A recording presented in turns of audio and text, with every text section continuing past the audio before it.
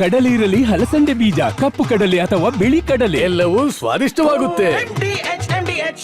ನೋಡಿ ವೀಕ್ಷಕರೇ, ಟೌನ್ಶಿಪ್ ಯೋಜನೆ ಅಭಿವೃದ್ಧಿ ಮಾಡ್ತೀವಿ ಇತ್ಯಾದಿ ವಿಚಾರಗಳನ್ನು ಹೇಳಿಕೊಂಡು ಸರ್ಕಾರ ಸಾವಿರಾರು ಎಕರೆ ಭೂಮಿಯನ್ನ ವಶಕ್ಕೆ ತಗೊಳ್ಳುವಂತಹ ಪ್ಲಾನ್ ಅನ್ನ ಮಾಡ್ಕೊಳ್ತಾ ಇದೆ. ಅಭಿವೃದ್ಧಿ ಓಕೆ, ಆದರೆ ರೈತರಿಗೆ ಸಂಕಷ್ಟ ಯಾಕೆ ಅನ್ನುವಂತಹ ಪ್ರಶ್ನೆ ಇದೆ. ರೈತರು ಈಗಾಗಲೇ ಮೇಲಿಂದ ಮೇಲೆ ಸಮಸ್ಯೆಗಳನ್ನು ಎದುರಿಸ್ತಾ ಇದ್ದಾರೆ. ಪ್ರಕೃತಿ ವಿಕೋಪ, ಮಳೆ ಬರಲ್ಲ, ತೊಂದರೆಗಳು, ಭೂಮಿ ಇದೆ ಅಂತಂದರೆ ಭೂಮಿಯಲ್ಲಿ ಬೆಳೆಯೋದು ಕಷ್ಟ ಆಗಿದೆ, ಬೆಳೆದಂತಹ ಬೆಳೆಗೆ ಯೋಗ್ಯವಾದ ಬೆಲೆ ಸಿಗಲ್ಲ. ಎರಡ ಅಂಥ ಭೂಮಿ, ಬಂಗಾರದಂತಹ ಭೂಮಿಯ ಮೇಲೆ ಸರ್ಕಾರ ಕಣ್ಣು ಹಾಕಿ ಸಾವಿರಾರು ಎಕರೆ ವಶಕ್ಕೆ ತಗೊಳ್ಳೋದು ಅಂತಂದರೆ ಯಾವ ಲೆಕ್ಕ ಇದು? 1 ಎಕರೆ ಹೊಲಾನ ಪರ್ಚೇಸ್ ಮಾಡೋದಕ್ಕೆ ಎಷ್ಟು ಕಷ್ಟ ಇದೆ, ಅಂಥದ್ದು 15,000 ಎಕರೆ ಸ್ವಾಧೀನ ಮಾಡ್ಕೊಳ್ತೀವಿ, 20,000 ಎಕರೆ ಸ್ವಾಧೀನ ಮಾಡ್ಕೊಳ್ತೀವಿ. ಆ ಲೆಕ್ಕ ಕೇಳಿದ್ರೆ ನಮಗೆ ಸುಸ್ತಾಗುತ್ತೆ. ರೈತರ ಕತೆ ಏನಾಗಬೇಡ. ಇವತ್ತಿನ ಮಹಾಭಾರತ ಚರ್ಚೆಯಲ್ಲಿ ಇವೆಲ್ಲವನ್ನು ಕೂಡ ನಾವು ನೋಡ್ತಾ ಹೋಗೋಣ. ಸರ್ಕಾರ ಅಭಿವೃದ್ಧಿ ಅನ್ನುವಂತಹ ಹೆಸರನ್ನು ಹೇಳುತ್ತೆ. ಅಭಿವೃದ್ಧಿ ಓಕೆ, ಆದರೆ ಬಹುಶಃ ನನಗನ್ಸುತ್ತೆ ಅಭಿವೃದ್ಧಿ ಚಿಂತನಾ ಕ್ರಮ ಇದೆಯಲ್ಲ, ಅದು ಬದಲಾಗಬೇಕು ಅಂತ ಅನಿಸುತ್ತೆ. ಕೇವಲ ಬೆಂಗಳೂರು ಮಾತ್ರ ಅಲ್ಲ, ಬೆಂಗಳೂರನ್ನು ಹೊರತುಪಡಿಸಿ ಉಳಿದ ನಗರಗಳ ಬಗ್ಗೆಯೂ ಕೂಡ ಸರ್ಕಾರ ಯೋಜನೆಯನ್ನು ರೂಪಿಸಬೇಕು. ತಮಿಳುನಾಡು ಮಾಡೆಲ್ ತಗೊಳ್ಳಿ, ಮಹಾರಾಷ್ಟ್ರ ಮಾಡೆಲ್ ತಗೊಳ್ಳಿ. ಮಹಾರಾಷ್ಟ್ರ ಕೇವಲ ಮುಂಬೈ ಅಷ್ಟೇ ಅಲ್ಲ ಅಭಿವೃದ್ಧಿ ಆಗ್ತಾ ಇರೋದು, ನಾಗ್ಪುರ್, ಸಾಂಗ್ಲಿ, ಸೊಲ್ಲಾಪುರ್, 1-2 ಎಲ್ಲ ಕಡೆ. ಪಕ್ಕದ ತಮಿಳುನಾಡಲ್ಲಿ ತಗೊಳ್ಳಿ, ಚೆನ್ನೈ ಮಾತ್ರ ಅಭಿವೃದ್ಧಿ ಆಗ್ತಾ ಇಲ್ಲ. ಹೊಸೂರನ್ನು ಕೂಡ ಅವರು ಅಭಿವೃದ್ಧಿ ಮಾಡಿದ್ದಾರೆ, ಗಡಿ. ಈ ರೀತಿ ಇರುವಾಗ ನಮ್ಮಲ್ಲಿಯೂ ಕೂಡ ಯಾಕೆ ಈ ರೀತಿಯ ಚಿಂತನೆಗಳು ಬರಬಾರ್ದು? ಇವೆಲ್ಲವೂ ಕೂಡ ಸದ್ಯಕ್ಕಿನ ಪ್ರಶ್ನೆ ಆಗಿದೆ. ಸದ್ಯಕ್ಕೆ ನಮ್ಮ ರಾಜ್ಯದಲ್ಲಿ 90,000 ಎಕರೆ ಸ್ವಾಧೀನಕ್ಕೆ ಚಿಂತನೆ ನಡೆದಿದೆ. ಈ ಬಗ್ಗೆ ಒಂದು ವರದಿ ಇದೆ, ಮೊದಲು ಆ ವರದಿಯನ್ನು ನೋಡ್ಕೊಂಡು ಬರೋಣ.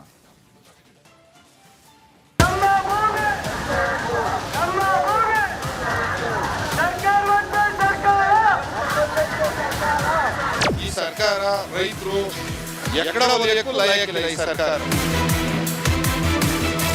ಸಿಲಿಕಾನ್ ಸಿಟಿ ಬೆಂಗಳೂರು ಅಂದ್ರೆ ಐಟಿ ಹಬ್, ಜಗತ್ತನ್ನೇ ತನ್ನತ್ತ ಸೆಳೆದ ನಗರ. ಇಲ್ಲಿಗೆ ಕೆಲಸ ಅರಸಿಕೊಂಡು ಬಂದವರೇ ಹೆಚ್ಚು. ಆದ್ರೀಗ ಇಂಥ ನಗರಕ್ಕೆ ಗಂಡಾಂತರ ಶುರುವಾಗಿದೆ. ಅಭಿವೃದ್ಧಿ ಹೆಸರಲ್ಲಿ ಅನ್ನದಾತರು ಬೀದಿ ಪಾಲಾಗ್ತಿದ್ದಾರೆ. ಅನ್ನ ಹಾಕುವ ರೈತರ ಬಂಗಾರದ ಭೂಮಿಗೆ ಸರ್ಕಾರ ಕನ್ನ ಹಾಕಿದೆ. ಟೌನ್ಶಿಪ್, PRR, ಸ್ಮಾರ್ಟ್ ಸಿಟಿ ಯೋಜನೆಗಳ ವಿಸ್ತರಣೆ ಯೋಜನೆಗೆ ಸುಮಾರು 90,000 ಎಕರೆ ಭೂಮಿ ಕಳೆದುಕೊಳ್ಳುವ ಆತಂಕ ಎದುರಾಗಿದೆ.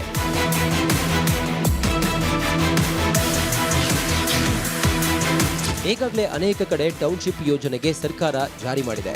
ಜನವಸತಿ ಪ್ರದೇಶ, ಕೈಗಾರಿಕಾ ಕೇಂದ್ರಗಳನ್ನ ನಿರ್ಮಾಣಕ್ಕೆ ಸಜ್ಜಾಗಿದೆ. ಬಿಡದಿ ಟೌನ್ಶಿಪ್ಗೆ ಆಡಳಿತಾತ್ಮಕ ಅನುಮೋದನೆ ಸಿಕ್ಕಿದ್ದು, ರಾಮನಗರ ತಾಲೂಕಿನ 9 ಗ್ರಾಮಗಳ ಭೂಮಿ ವಶಕ್ಕೆ ಸರ್ಕಾರ ಸಜ್ಜಾಗಿದೆ. ಈ ಯೋಜನೆಗೆ 7,482 ಎಕರೆ ಸ್ವಾಧೀನಕ್ಕೆ ಸರ್ಕಾರ ಪ್ಲಾನ್ ಮಾಡಿದೆ.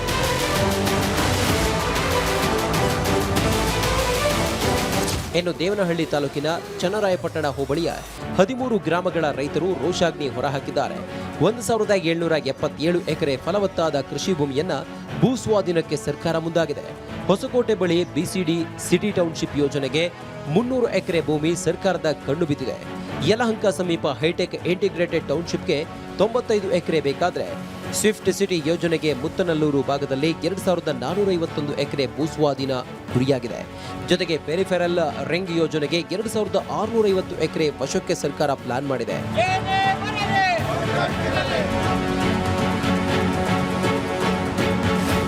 ಈ ಎಲ್ಲ ಯೋಜನೆಗಳು ಜಾರಿಯಾದರೆ ಸಾವಿರಾರು ರೈತರ ಕುಟುಂಬಗಳು ಬೀದಿಗೆ ಬೀಳಲಿವೆ. ಅಭಿವೃದ್ಧಿ ಜಪದ ಹೆಸರಿನಲ್ಲಿ ಬೆಂಗಳೂರು ನಲುಗಿ ಹೋಗಲಿದೆ. ಬನ್ನಿ ಈ ಬಗ್ಗೆ ಚರ್ಚಿಸೋಣ.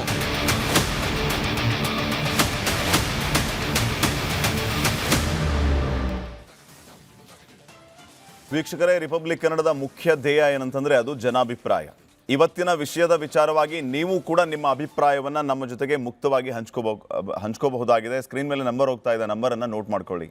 ನಂಬರ್ ನೋಟ್ ಮಾಡಿಕೊಂಡು ವಾಟ್ಸಪ್ ಮೂಲಕ 2 ಲೈನ್ ಮೆಸೇಜ್ ಮಾಡ್ಬೋದು. ಎಕ್ಸ್ ಖಾತೆಯಲ್ಲೂ ನಿಮ್ಮ ಅಭಿಪ್ರಾಯ ಹಂಚ್ಕೋಬೋದು. ಜೊತೆಗೆ ನೇರವಾಗಿ ನಮಗೆ ಕರೆ ಮಾಡಿಯೂ ಕೂಡ ನಿಮ್ಮ ಅಭಿಪ್ರಾಯವನ್ನು ತಿಳಿಸಬಹುದಾಗಿದೆ. ಇವತ್ತಿನ ವಿಷಯ ಏನಂತಂದರೆ ಬಂಗಾರದಂತಹ ಭೂಮಿಯ ಮೇಲೆ ಸರ್ಕಾರದ ವಕ್ರ ದೃಷ್ಟಿ. ಸಾವಿರಾರು ಎಕರೆ ಸ್ವಾಧೀನ ಮಾಡಿಕೊಂಡ್ರೆ ಅನ್ನ ತಿನ್ನಕ್ಕೆ ಏನು ಮಾಡೋದು? ಯಾಕೆ ರೈತರಿಗೆ ಕಷ್ಟಗಳ ಮೇಲೆ ಕಷ್ಟ? ಈ ಎಲ್ಲ ಪ್ರಶ್ನೆಗಳಿಗೆ ನಿಮ್ಮ ಅಭಿಪ್ರಾಯವನ್ನು ಈ ನಂಬರ್ ನೋಟ್ ಮಾಡಿಕೊಂಡು ನೀವು ತಿಳಿಸಬಹುದಾಗಿದೆ. ತಪ್ಪದೇ ಅಭಿಪ್ರಾಯವನ್ನು ತಿಳಿಸಿ. ಈಗ ಈ ವಿಶೇಷ ಚರ್ಚಾ ಕಾರ್ಯಕ್ರಮಕ್ಕೆ ವಿಶೇಷ ಅತಿಥಿಗಳು ಕೂಡ ಬಂದಿದ್ದಾರೆ. ಅವರೆಲ್ಲರನ್ನು ಕೂಡ ನಾನು ವೆಲ್ಕಮ್ ಮಾಡ್ಕೊಳ್ತಾ ಇದ್ದೀನಿ. ಮೊದಲನೇದಾಗಿ ನಮ್ಮ ಸ್ಟುಡಿಯೋದಲ್ಲಿ ರೈತ ಮುಖಂಡರಿದ್ದಾರೆ, ಅವರೆಲ್ಲರನ್ನೂ ಕೂಡ ನಾನು ವೆಲ್ಕಮ್ ಮಾಡ್ಕೊಳ್ತಾ ಇದ್ದೀನಿ. ಉಮಾ ಅಂತ ರೈತ ಮಹಿಳೆ, ಉಮಾ ಅವರೇ ಕಾರ್ಯಕ್ರಮಕ್ಕೆ ಸ್ವಾಗತ. ಹಾಗೆಯೇ ರೈತ ಪರಶುರಾಮ್ ಅವರಿದ್ದಾರೆ, ಅವ್ರನ್ನೂ ಕಾರ್ಯಕ್ರಮಕ್ಕೆ ಸ್ವಾಗತಿಸ್ತಾ ಇದ್ದೀನಿ. ನಮಸ್ತೆ.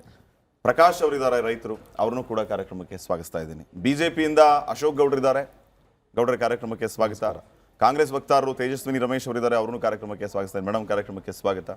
ಹಾಗೆಯೇ JDS ವಕ್ತಾರರು ನರಸಿಂಹಮೂರ್ತಿ ಅವರಿದ್ದಾರೆ, ಕಾರ್ಯಕ್ರಮಕ್ಕೆ ಸ್ವಾಗತ ನರಸಿಂಹಮೂರ್ತಿ. ನಾನು ಮೊದಲೇದಾಗಿ ರೈತರಿಂದಾನೇ ಆರಂಭ ಮಾಡಿಬಿಡ್ತೀನಿ. ಈಗಾಗಲೇ ಏನೆಲ್ಲ ಸಮಸ್ಯೆ ಆಗ್ತಾ ಇದೆ ಅನ್ನೋದನ್ನು ನಾವು ಗಮನಿಸ್ತಾ ಇದ್ದೀವಿ. ಸಾವಿರಾರು ಎಕರೆ ಸ್ವಾಧೀನ ಪಡಿಸ್ಕೊಳ್ಳೋದಕ್ಕೆ ತಮ್ಮೆಲ್ಲರ ವಿರೋಧ ಇದೆ. ಸರ್ಕಾರ ಹೇಳ್ತಾ ಇರೋದು ಅಭಿವೃದ್ಧಿಗೆ ನೀವು ಸಹಕರಿಸಬೇಕು, ಒಂದಾಗ ಒಳ್ಳೊಳ್ಳೆ ಯೋಜನೆಗಳು ಬರುತ್ತೆ, ಅಭಿವೃದ್ಧಿ ಆಗುತ್ತೆ, ನಿರುದ್ಯೋಗ ಹೋಗಲಾಡುತ್ತೆ, ಹಾಗೆ ಹೀಗೆ ಹಲವು ವಿಚಾರಗಳನ್ನು ಹೇಳ್ತಾರೆ. ಸರ್ಕಾರದ ಈ ನಿರ್ಧಾರಕ್ಕೆ ನಿಮ್ಮ ಅಭಿಪ್ರಾಯ ಏನು? ನಾವು ರೈತರಾಗಿ ನಿಜವಾಗ್ಲೂ ಅಭಿವೃದ್ಧಿಗೆ ವಿರೋಧಿಗಳ ನಿಜವಾಗ್ಲೂ ಅಲ್ಲ. ನಮಗೂ ಅಭಿವೃದ್ಧಿ ಆಗಬೇಕು, ನಮ್ಮ ಮನೆಗಳೆಲ್ಲ ಮಕ್ಕಳಿರ್ತಾರೆ, ಅವ್ರಿಗೂ ಉದ್ಯೋಗ ಬರಬೇಕು. ಬಟ್ ನಿಜವಾಗ್ಲೂ ಕೈಗಾರಿಕೆಗೋಸ್ಕರ ಯಾವ ಥರದ ಜಮೀನನ್ನು ತಗೊಬೇಕು? ಫಲವತ್ತಾದ ಕೃಷಿ ಭೂಮಿ, ನೀರಾವರಿ, ಒಳ್ಳೊಳ್ಳೆ ಬೆಳೆಗಳು ಬೆಳೆಯೋ ಭೂಮಿ. ಬೆಂಗಳೂರಿಗೆ ಹತ್ರ ಇದೆ ಅಂತ ಬೆಂಗಳೂರು ಸುತ್ತಮುತ್ತ ಬೇಟೆ ಆಡಬೇಕಾ? ಇಲ್ಲ, ಸ್ವಲ್ಪ ಚಿತ್ರದುರ್ಗ ಇಲ್ಲಿಂದ ಎಷ್ಟು ದೂರ, 240 ಕಿಲೋಮೀಟರ್, ಒಂದು ದೊಡ್ಡ ಹೈವೇ, ಮೈಸೂರು ಬೆಂಗಳೂರು ಹೈವೇ ಹಾಕಿದಾಗ 2 ಅವರ್ ಹೋಗ್ಬೋದು. ಎಲ್ಲಿ ತಗೊಬೇಕು? ಅಭಿವೃದ್ಧಿ ಎಲ್ಲಾಗಬೇಕು, ಇಲ್ಲೇ ಯಾಕೆ ಕೇಂದ್ರೀಕರಣ ಆಗಬೇಕು? ನಾವು ಅಭಿವೃದ್ಧಿಗೆ ವಿರೋಧಿಗಳಲ್ಲ, ಮಾಡಿ. ಬಟ್ ಮತ್ತೆ ಬೆಂಗಳೂರು ಸುತ್ತಮುತ್ತ ರಿಯಲ್ ಎಸ್ಟೇಟ್ಗೋಸ್ಕರ ಗದಾಪ್ರಹಾರ ಮಾಡಿದ್ರೆ ಅಂಥ ಅಭಿವೃದ್ಧಿ ನಿಜವಾಗ್ಲೂ ರೈತರ ಮೇಲೆ ಬೆಂಗಳೂರು ಸುತ್ತಮುತ್ತ ವಿಶೇಷವಾಗಿ ಮರ್ಮಾಘಾತವನ್ನು ಕೊಡ್ತಾ ಇದೆ.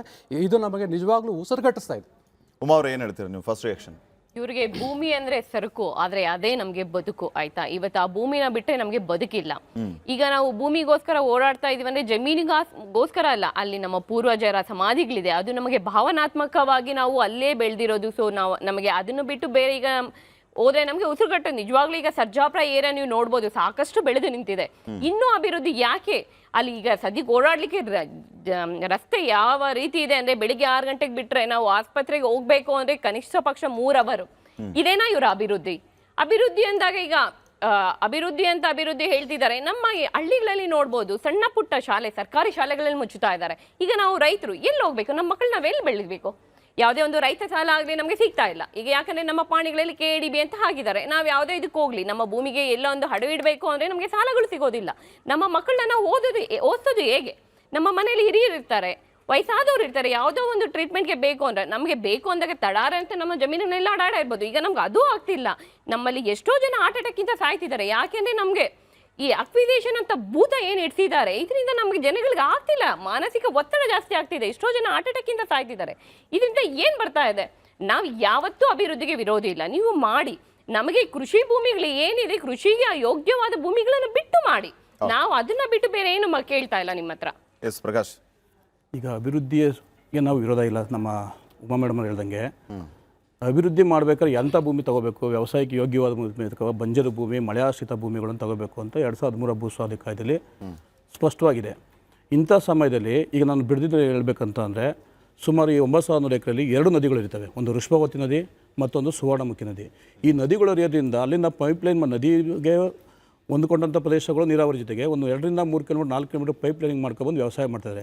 ಬಹುಶಃ ನೀವು ಇಡೀ ಭಾಗ ನೋಡಿದ್ರೆ ಏನು 9,000 ಎಕರೆ ನೋಡಿದ್ರೆ 2ನೇ ಮಲೆನಾಡು ಅಂತ ನೋಡಿದ್ರು ಅದು ಆಶ್ಚರ್ಯಪಡುವಂಥ ಇಲ್ಲ.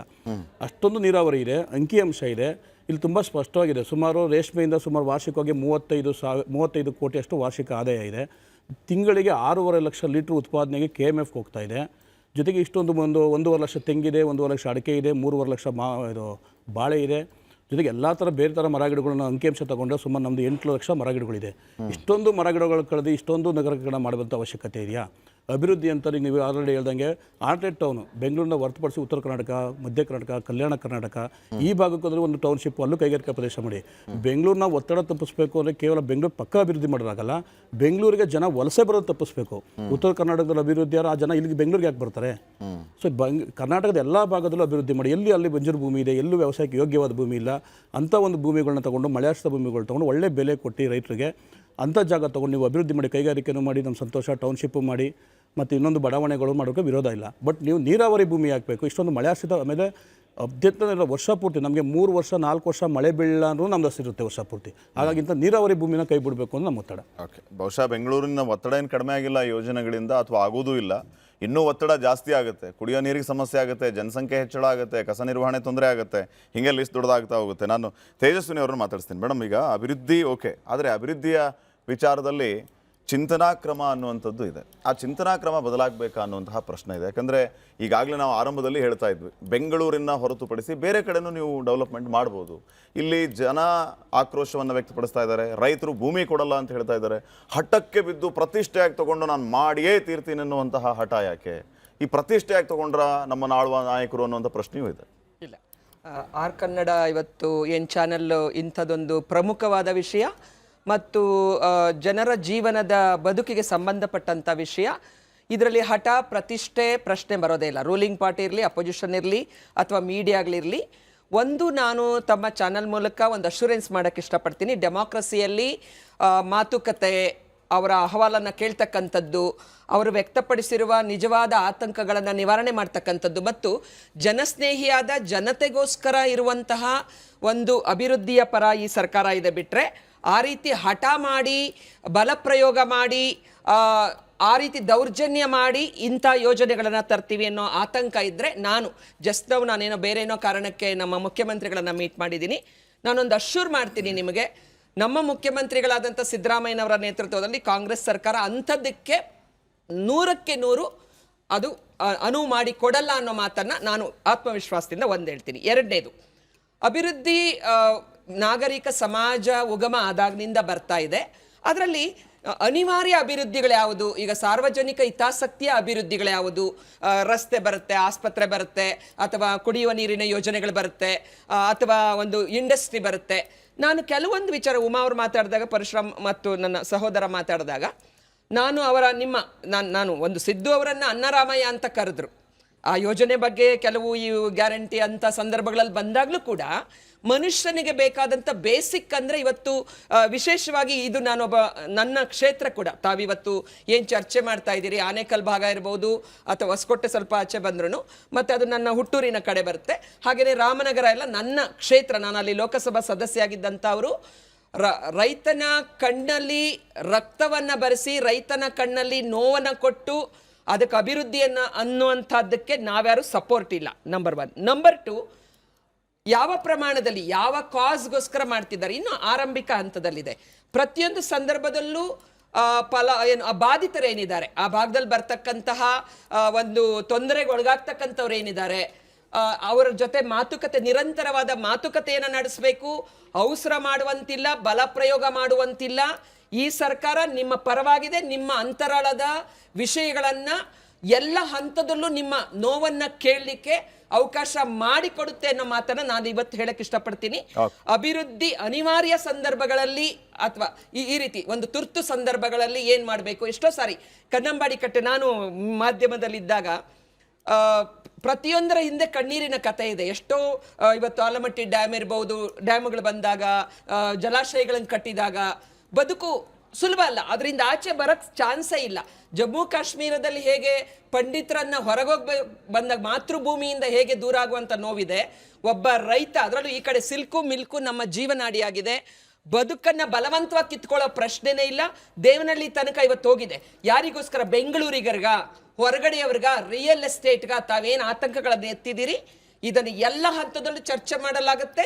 ಮುಖ್ಯಮಂತ್ರಿಗಳ ಅಂತಿಮ ಹಂತದವರೆಗೆ ನೀವು ಬಂದು ನೇರ ಮಾತಾಡಕ್ಕೆ ಅವಕಾಶ ಕೊಡುವಂತ ಜವಾಬ್ದಾರಿಯನ್ನ ನನ್ನ ಪಕ್ಷದ ಪರವಾಗಿ, ನನ್ನ ಸರ್ಕಾರದ ಪರವಾಗಿ ನಾನು ನಿಮಗೆ ಮಾತು ಕೊಡ್ತೇನೆ. ನಿಮಗೆ ಪ್ರತಿಯೊಂದು ಸಂದರ್ಭದಲ್ಲೂ ಮಾತನಾಡುವ ಅವಕಾಶ ಸಿಗುತ್ತೆ ಅಂತೇಳಿ. ಬಲ ಪ್ರಯೋಗ ಮಾಡೋದಕ್ಕೆ ಸಾಧ್ಯನೂ ಇಲ್ಲ ಅನ್ನೋ ಮಾತನ್ನು ಹೇಳಕ್ಕೆ ಇಷ್ಟಪಡ್ತೀನಿ. ಓಕೆ, ಈಗ ಅಶೋಕ್ ಗೌಡ್ರೆ, ಈ ಪರಿಹಾರದ ವಿಚಾರಕ್ಕೆ ಬಂದಾಗಲೂ ಕೂಡ ಸರ್ಕಾರ ರೈತರ ಜೊತೆ ಯಾವ ರೀತಿ ನಡೆದುಕೊಳ್ತಾ ಇದೆ ಅನ್ನೋದನ್ನು ಕೂಡ ನಾವು ಗಮನಿಸ್ತಾ ಇದ್ದೀವಿ. ಆಲಮಟ್ಟಿ ಭಾಗದ ರೈತರು ಎಷ್ಟು ವರ್ಷದಿಂದ ಪರಿಹಾರ ಕೊಡಿ ಅಂತ ಹೇಳಿ ಹೋರಾಟ ಮಾಡಿದ್ರು. ವಿಧಾನಸೌಧಕ್ಕೆ ಕರೆಸ್ಕೊಂಡು ಮಾತಾಡುವಂಥ ಪರಿಸ್ಥಿತಿ ಬಂತು. ಅವರೆಲ್ಲ ನಿರಂತರವಾಗಿ ಮುಷ್ಕರ ಮಾಡ್ತಾನೆ ಇದ್ರು, ನಮ್ಮ ಕಡೆ ನೋಡಿ ಅಂತ. ಈಗಲೂ ಕೂಡ ಇವನ್ ಸಾರ್ವಜನಿಕ ವಲಯದಲ್ಲಿ ಯಾವ ರೀತಿ ಮಾತು ಕೇಳಿ ಬರ್ತಾ ಇದೆ, 25ರಿಂದ 30 ಕೋಟಿ ರೂಪಾಯಿಗೆ ಪರ್ ಎಕರೆಗೆ ಬೆಲೆ ಬಾಳುವಂತಹ ಜಮೀನಿಗೆ ಇವರು ಪರಿಹಾರ ಒಂದು 5 ಕೋಟಿ ಕೊಡ್ತೀವಿ, 6 ಕೋಟಿ ಕೊಡ್ತೀವಿ ಅಂತ ಹೇಳ್ತಾರಂತೆ. ಯಾರು ಒಪ್ತಾರೆ? ನೋಡಿ ಶ್ರೀಪಾದ್, ನೀವು ಒಳ್ಳೆ ಡಿಬೇಟ್ ಟಾಪಿಕ್ನ ತೆಗೆದುಕೊಂಡಿದ್ದೀರಾ. ಏನಂತ ಹೇಳಿದ್ರೆ, ಇದು ಒಂದು ಜೀವನಾಡಿಯಾಗಿರ್ತಕ್ಕಂತಹ ರೈತರು, ಕರ್ನಾಟಕದ ಜೀವನಾಡಿಯಾಗಿರ್ತಕ್ಕಂಥ ರೈತರ ವಿಚಾರ ಆದರೆ, ಇನ್ನೊಂದು ಕರ್ನಾಟಕದ ಅಭಿವೃದ್ಧಿಗೆ ಯಾವ ರೀತಿ ನಾವು ಯೋಜನೆಗಳನ್ನ ಕಾರ್ಯರೂಪಿಸಬೇಕು ಅನ್ನತಕ್ಕಂತಹ ಒಂದು ಟಾಪಿಕ್. ಈಗ ಇಲ್ಲಿ ಒಂದು ಹಿಸ್ಟಾರಿಕಲ್ ನಾವು ಒಂದು ಫ್ಯಾಕ್ಟ್ಸ್ ನೋಡ್ಕೊಂಬರೋಣ. ಮಾನ್ಯ ದೇವೇಗೌಡರು ಮುಖ್ಯಮಂತ್ರಿ ಆಗಿದ್ದಂತಹ ಸಂದರ್ಭದಲ್ಲಿ ನೈಸ್ ಕಾರಿಡಾರ್ಗೆ ಒಂದು ಪ್ರಾಜೆಕ್ಟ್ ಯೋಜನೆ ಮಾಡ್ತಾರೆ. ಆ ಪ್ರಾಜೆಕ್ಟ್ ಯೋಜನೆ ಮಾಡಿದಾಗ ಬೆಂಗಳೂರಿಗೆ ಒಂದು ಗ್ರೀನ್ ಬೆಲ್ಟ್ ಅಂತ ಅಂದ್ಬಿಟ್ಟು ಹಾಕ್ತಾರೆ. ಬೆಂಗಳೂರು ಇಷ್ಟರ ಮಟ್ಟಕ್ಕೆ ಮಾತ್ರ ಇರಬೇಕು, ಅದರ ಸುತ್ತ ಏನಿದೆ ಅದು ಗ್ರೀನ್ ಬೆಲ್ಟ್ ಅಂತ ಇರಬೇಕು. ತದನಂತರದಲ್ಲಿ ನಾವು 6 ಟೌನ್ಶಿಪ್ಸ್ನ ಡೆವಲಪ್ ಮಾಡ್ತೀವಿ. ಸಾತನೂರು, ಬಿಡದಿ, ಹಾಗೆ ಒಂದು 6 ಟೌನ್ಶಿಪ್ಸ್ ಅಂತ ಇನ್ಕ್ಲೂಡಿಂಗ್ ನಂದಿ ಇದರ ಹತ್ರ ಅಂತೆಲ್ಲ ಹೇಳ್ತಾರೆ. ಆ ಯೋಜನೆಯನ್ನು ಕೈ ಬಿಟ್ಟಿದ್ದು ತದನಂತರದಲ್ಲಿ ಬಂದಂತಹ ಕಾಂಗ್ರೆಸ್ ಸರ್ಕಾರ. ಹೌದು, ನಂದಗುಡಿ. ಸೊ ಕಾಂಗ್ರೆಸ್ ಸರ್ಕಾರ ಯೋಜನೆ ಕೈ ಬಿಡುತ್ತೆ. ಬೆಂಗಳೂರಿನಲ್ಲಿ ಇರ್ತಕ್ಕಂಥ ಗ್ರೀನ್ ಬೆಲ್ಟ್ ಏನಿತ್ತು ಆ ಯೋಜನೆಯನ್ನು ಕೈ ಬಿಟ್ಟು ಸುತ್ತ ಏನಿದೆ ಅದನ್ನು ಡೆವಲಪ್ಮೆಂಟ್ಗೆ ಅವಕಾಶ ಕೊಟ್ಬಿಡುತ್ತೆ. ಆಗ ಅನೇಕ ಬಾರಿ ಅದೇ ಮುಖ್ಯಮಂತ್ರಿಗಳು, ಕಾಂಗ್ರೆಸ್ನ ಮುಖ್ಯಮಂತ್ರಿಗಳು ಅನೇಕ ಬಾರಿ ಪ್ರೈವೇಟಲ್ಲಿ ಹೇಳ್ಕೊಂಡಿದ್ದಾರೆ, ನಾನು ಒಂದು ದೊಡ್ಡ ತಪ್ಪು ಮಾಡಿದೆ, ಏನಂದರೆ ಈ ರೀತಿ ಗ್ರೀನ್ ಬೆಲ್ಟ್ ಏನಿತ್ತು ಆ ಕಾನ್ಸೆಪ್ಟನ್ನ ತೆಗೆದು ಅಂತ ಹೇಳಿ. ಓಕೆ, ಈಗ ಇಂಟರ್ನ್ಯಾಷನಲ್ ಸ್ವಲ್ಪ ರೆಫರೆನ್ಸಸ್ಗೆ ಹೋಗ್ಬಿಟ್ಟು ಎಕ್ಸಾಂಪಲ್ಸ್ಗೆ ಹೋಗ್ಬಿಟ್ಟು ಬಂದ್ಬಿಡೋಣ. ಈಗ ಉದಾಹರಣೆಗೆ ನೀವು ಫ್ರಾನ್ಸ್ನ ಪ್ಯಾರಿಸ್ ನೋಡಿ, ಅಥವಾ ನ್ಯೂಯಾರ್ಕ್ ನೋಡಿ, ಅಥವಾ ಬೇರೆ ಬೇರೆ ನೋಡಿ, ಅದಕ್ಕೆಲ್ಲದಕ್ಕೂ ಸಹ ಸಿಟಿಗೆ ಒಂದು ಲಿಮಿಟ್ ಅಂತ ಇರ್ತದೆ. ಆ ಸಿಟಿಗೆ ಏನು ಮಾಡ್ತಾರೆ, ಈ ಲಿಮಿಟು, ಈ ಪಾಪ್ಯುಲೇಷನ್ನು, ಈ ಗ್ರೋತು, ಅದು ತದನಂತರದಲ್ಲಿ ನಾವು ಆ ಸಿಟಿಗೆ ಎಕ್ಸ್ಟ್ರಾ ವ್ಯಾಲ್ಯೂನ ಆ್ಯಡ್ ಮಾಡಲ್ಲ. ಅಂದರೆ ಎಕ್ಸ್ಟ್ರಾ ವ್ಯಾಲ್ಯೂ ಅಂದರೆ ಎಕ್ಸ್ಟ್ರಾ ಜನಸಂಖ್ಯೆನ ಆ್ಯಡ್ ಮಾಡ್ತಕ್ಕಂಥ ಕೆಲಸಕ್ಕೆ ಹೋಗಲ್ಲ. ಆದರೆ ವ್ಯಾಲ್ಯೂ ಅಪ್ರಿಸಿಯೇಷನ್ ಏನಿದೆ, ಅಂದರೆ ಪ್ರಾಪರ್ಟಿ ವ್ಯಾಲ್ಯೂ ಅಪ್ರಿಸಿಯೇಷನ್ ಅಂದರೆ ಆಗಲಿ ಅನ್ನತಕ್ಕಂತಹ ವಿಚಾರ ಇಟ್ಕೊತಾರೆ. ಆದರೆ ನಮ್ಮ ಕರ್ನಾಟಕ ಅಥವಾ ಬ್ಯಾಂಗ್ಳೂರು ಅಥವಾ ಇಡೀ ಭಾರತದಲ್ಲಿ ಅನೇಕ ನಗರಗಳಲ್ಲಿ ಈ ರೀತಿಯ ವ್ಯಾಲ್ಯೂ ಪ್ರಪೋಸಿಷನ್ಸ್ನ ಇಡ್ತಾನೆ ಇಲ್ಲ. ಅಂದರೆ ಒಂದು ನಗರ, ಈಗ ಒಂದು ಉದಾಹರಣೆ ಪಕ್ಕದ ಮಹಾರಾಷ್ಟ್ರದಲ್ಲೇ ತಗೊಳ್ಳಿ ನೀವು, ಬರ್ತಿದ್ದೀನಿ ನಾನು, ಬರ್ತಾ ಇದ್ದೀನಿ ನಾನು. ಉದಾಹರಣೆ ಎಕ್ಸಾಂಪಲ್ ಕೋಲ್ಕತ್ತಾ ಮತ್ತು ಬ್ಯಾಂಗ್ಳೂರು ಸಿಮಿಲರ್ ಇರ್ತಕ್ಕಂತಹ ಇದು. ಅಂದರೆ 1.5 crores ಪಾಪ್ಯುಲೇಷನ್ ನಾನು ಫ್ರೀಸ್ ಮಾಡ್ತೀನಪ್ಪ 1.5 crores ಪಾಪ್ಯುಲೇಷನ್ಗೆ, ಅಥವಾ ನಾನು 65 lakhs ಪಾಪ್ಯುಲೇಷನ್ ಫ್ರೀಸ್ ಮಾಡ್ತೀನಪ್ಪ. ಮುಂಬೈ ಈಗಾಗಲೇ ಆಗಿದೆ, ಅದು 2 crores ಪಾಪ್ಯುಲೇಷನ್ ಫ್ರೀಸ್ ಆಗೋಗಿದೆ. ತದನಂತರದಲ್ಲಿ ನಾವು ಡೆವಲಪ್ ಮಾಡೋದಿಲ್ಲ. ತದನಂತರದಲ್ಲಿ ನಾಗ್ಪುರ್ ಇರ್ಬೋದು, ನಾಸಿಕ್ ಇರಬಹುದು, ಪುಣೆ ಇರಬಹುದು, ಅಥವಾ ಕೋಲ್ಹಾಪುರ, ಸೋಲಾಪುರ ಇರಬಹುದು, ಹೀಗೆ ಅನೇಕ ನಗರಗಳನ್ನು ಡೆವಲಪ್ ಮಾಡ್ತಿದ್ದಾರೆ. ಈಗ ವಿಚಾರ ಏನು ಅಂತ ಹೇಳಿದ್ರೆ, ಬೆಂಗಳೂರಿಗೆ ನೀವು ಸರ್ಕಲು ಎಷ್ಟು ಬೇಕಾದ್ರೂ ಡೆವಲಪ್ ಆಗ್ತಾ ಹೋಗ್ತಾ ಇದೆ. ನೀವು ಒಂದು ಏರಿಯಾಯಿಂದ ಬೆಂಗಳೂರಲ್ಲಿ, ನಾನು ಮೊನ್ನೆ ಕಳೆದ ಬುಧವಾರ ನಾನು ಒಂದು ನಮ್ಮ ಮಠದ ಸ್ವಾಮೀಜಿಗಳನ್ನ ಭೇಟಿ ಮಾಡ್ಕೊಂಡು ಹೊಸಕೋಟೆವರೆಗೂ ಹೋದೆ. ಏನು ಬೆಂಗಳೂರಲ್ಲಿ 3 hour ಟ್ರಾವೆಲ್ ಮಾಡ್ತೀವಿ ಒಂದು ಭಾಗದಿಂದ ಇನ್ನೊಂದು ಭಾಗಕ್ಕೆ, ಅಂದರೆ ಅದ್ರ ಬದಲು ಮೈಸೂರಿಗೆ ಹೋಗ್ಬಿಟ್ಟು ಬಂದುಬಿಡ್ಬೋದು. ಈ ರೀತಿಯ ನಗರ ಯೋಜನೆಗಳನ್ನು ನಾವು ಮಾಡ್ಕೊಂಡು ಹೋಗ್ತಾ ಇದ್ದೀವಿ. DTCP ಆ್ಯಕ್ಟನ್ನ ನೀವು ನೋಡ್ಕೊಂಡು ಬಂದರೆ ನೀವೇನು ಮಾಡ್ತಿದ್ದಾರೆ ಅಂದರೆ ಗ್ರೀನ್ ಬೆಲ್ಟ್ ಅಂತ ಇರುತ್ತೆ, ಪಾರ್ಕ್ ಝೋನ್ ಅಂತ ಮಾಡಿರ್ತಾರೆ. ನೀವು ಹೋಗಿ ಲ್ಯಾಂಡ್ ಯೂಸ್ ಚೇಂಜ್ ಕೇಳಿ. ನಾನು ಇವತ್ತು ಸರ್ಕಾರಕ್ಕೆ ನಾಚಿಕೆ ಮಾನ ಮರ್ಯಾದೆ ಇಲ್ದಂಗೆ ಲ್ಯಾಂಡ್ ಯೂಸ್ ಚೇಂಜ್ನ ಕೊಡ್ತಾ ಇದೆ. 30 ಲಕ್ಷ ರೂಪಾಯಿ ಲಂಚ ತಗೊಂತಾರೆ, 4.25 ಲಕ್ಷ ರೂಪಾಯಿ ಫೀಸ್ ಕಟ್ಸ್ಕೊಂತಾರೆ, ಲ್ಯಾಂಡ್ ಯೂಸ್ ಚೇಂಜ್ ಕೊಡ್ತಾರೆ. ಯಾರೇ ಹೋಗಲಿ ಪಾರ್ಕ್ ಝೋನ್ ಅಂತ ಮಾರಿದ್ದೀರಲ್ರಿ, ಪಾರ್ಕ್ ಝೋನ್ಗೆ ಏನು ಒಂದು ವ್ಯಾಲ್ಯೂ ಬೇಡವಾ? ಟ್ರಾನ್ಸ್ಪೋರ್ಟೇಷನ್ ಝೋನ್ ಅಂತ ಮಾಡಿರ, ಲ್ಯಾಂಡ್ ಯೂಸ್ ಚೇಂಜ್ ಕೊಡ್ರಿ ಅಂತಾರೆ. ಇದು ಏನಾಗ್ತಿದೆ ಇದು ಅಂದರೆ, ನಗರಾಭಿವೃದ್ಧಿ ಸಚಿವರಿಗೆ ನಗರಾಭಿವೃದ್ಧಿ ಅಂದರೆ ಗೊತ್ತಿಲ್ಲ, ಬೆಂಗಳೂರು ಅಭಿವೃದ್ಧಿ ಸಚಿವರಿಗೆ ಬೆಂಗಳೂರು ಬಗ್ಗೆ ಕಾಳಜಿ ಇಲ್ಲ, ಮುಖ್ಯಮಂತ್ರಿಗಳಿಗೆ ಇದ್ರ ಬಗ್ಗೆ ಅರಿವೇ ಇಲ್ಲ. ಇದು ವಿಚಾರ ಏನು ಅಂತ ಹೇಳಿದ್ರೆ, ನಗರ ಯೋಜನೆಗಳನ್ನು ಯಾರ್ಯಾರು ಅರ್ಥ ಮಾಡ್ಕೊಳ್ಳಿಲ್ಲ, ಆ ಸರ್ಕಾರಗಳು ಎಲ್ಲವೂ ಸಹ ಅಟ್ಟರ್ ಫೇಲ್ ಆಗಿರತಕ್ಕಂಥದ್ದು ನಾವು ಕಂಡಿದ್ದೇವೆ. ಆ ಸರ್ಕಾರಗಳು ತದನಂತರದಲ್ಲಿ ಬಂದಿಲ್ಲ ಅಂತಕ್ಕಂಥದ್ದು ನಾವು ಕಂಡಿದ್ದೇವೆ. ಇದೆಲ್ಲ ಕ್ಲಾಸಿಕ್ ಎಕ್ಸಾಂಪಲ್ಸ್ ಒಂದು ಕಡೆಗೆ. ಇನ್ನೂ ಒಂದು ಕಡೆಗೆ ಏನಂತ ಹೇಳೋದಾದ್ರೆ, ನೀವು ಅಭಿವೃದ್ಧಿ ಪಡಿಸೋದಾದ್ರೆ ನೀವು ಅವ್ರಿಗೆ 9,000 ಎಕರೆ ಅಂತ ಯಾಕೆ ಅನ್ಕೊಂಡಿದ್ರು ಗೊತ್ತಿಲ್ಲ ನನಗೆ.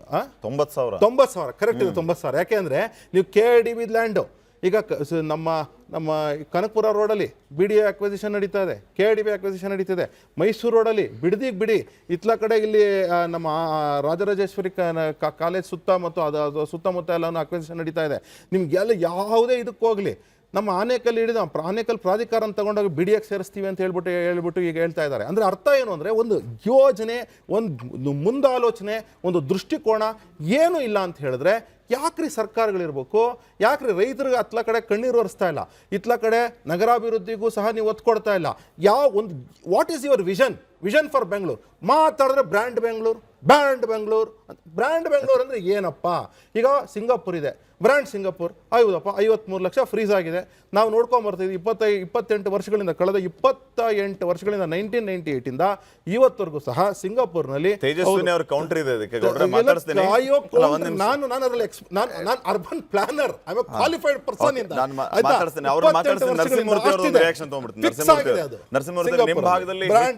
ಟಾರ್ಗೆಟ್ ಆಗ್ತಾ ಇರುವಂತದ್ದು ಭೂಮಿಗಳು. ಬಹುಶಃ ಈಗ ಕೆಲವರು ಲಾಬಿಯಿಂದ, ಕೆಲವರು ಒತ್ತಡದಿಂದ, ಕೆಲವರು ಪ್ರತಿಷ್ಠೆಯಿಂದ ರೈತರ ಭೂಮಿ ಬಲಿ ಆಗ್ತಿದೆ ಅನ್ನೋಂಥ ಮಾತಿದೆ. ಸತ್ಯ, ನಾವು ಒಪ್ಕೋತೀರಾ ನೀವು ಇದನ್ನ? ಖಂಡಿತ ಕೆಲವರು ಲಾಬಿಯಿಂದ, ಕೆಲವರ ರಾಜಕೀಯ ದುರಾದೃಷ್ಟ ಅಂತಾರಲ್ಲ, ಅದರಿಂದ ಈ ಥರ ದುರಾಲೋಚನೆಯಿಂದ ಈ ರೀತಿ ದುರಾಲೋಚನೆಯಿಂದ ಈ ರೀತಿ ಆಗ್ತಾ ಇದೆ ಅಂತ ಅಂದ್ಬಿಟ್ಟು ನಾನು ಹೇಳಲಿಕ್ಕೆ ಇಷ್ಟಪಡ್ತೀನಿ ಸರ್. ಇವತ್ತು ನೋಡಿ, ಫಲವತ್ತಾದ ಕೃಷಿ ಭೂಮಿನೇ ಇವ್ರ ಕಣ್ಣಿಗೆ ಬೀಳ್ಬೇಕಾ? ಈಗ ನಾವು ಕುಮಾರಣ್ಣ ಮುಖ್ಯಮಂತ್ರಿ ಆಗಿದ್ದಾಗ ಈ ಬೆಂಗಳೂರಿನ ಜನದಟ್ಟಣೆ ತಗ್ಸೋಕ್ಕೋಸ್ಕರ ನಾವು ಚಿಕ್ಕಬಳ್ಳಾಪುರ, ತುಮಕೂರು, ಕೋಲಾರ ಈ ಥರ 5 ಸ್ಮಾರ್ಟ್ ಸಿಟಿನ ಮಾಡಲಿಕ್ಕೆ ಅವರು ಸಹ ಪ್ಲಾನ್ ಮಾಡಿದರು. ಆದರೆ ಇಲ್ಲಿಂದ ಸೀದಾ ಬೆಂಗಳೂರಿಂದನೂ ಇವರು ಬಿಡದಿವರೆಗೂ ಎಲ್ಲನೂ ಸಿಟಿ ಮಾಡ್ಕೊಟ್ಟೋದ್ರೆ ಇಲ್ಲಿ ಒಂದು ಗ್ರೀನರಿ ಅನ್ನೋದು ಎಲ್ಲಿರುತ್ತೆ ಸರ್? ಕಾಂಕ್ರೀಟ್ ಕಾಡಾಗುತ್ತೆ. ಮುಂದಿನ ದಿನಗಳಲ್ಲಿ ಉಸಿರಾಡಕ್ಕೂ ನಮಗೆ ಬಹಳ ಕೆಟ್ಟ ಪರಿಸ್ಥಿತಿ ಆಗ್ಬಿಡುತ್ತೆ. ಇವ್ರು ಮಾಡೋದಾದ್ರೆ ಅಭಿವೃದ್ಧಿ ಮಾಡ್ಲಿ ಸರ್. ಇವ್ರ ಹತ್ರ ₹1 ಕಾಸಿಲ್ಲ ಸರ್ಕಾರದಲ್ಲಿ. ಏನು ಅಭಿವೃದ್ಧಿ ಏನಕ್ಕೋಸ್ಕರ ಅಭಿವೃದ್ಧಿ ಮಾಡಕ್ ಹೋಯ್ತಿದ್ದಾರೆ ನಿಮ್ಗೆ ಗೊತ್ತಾ?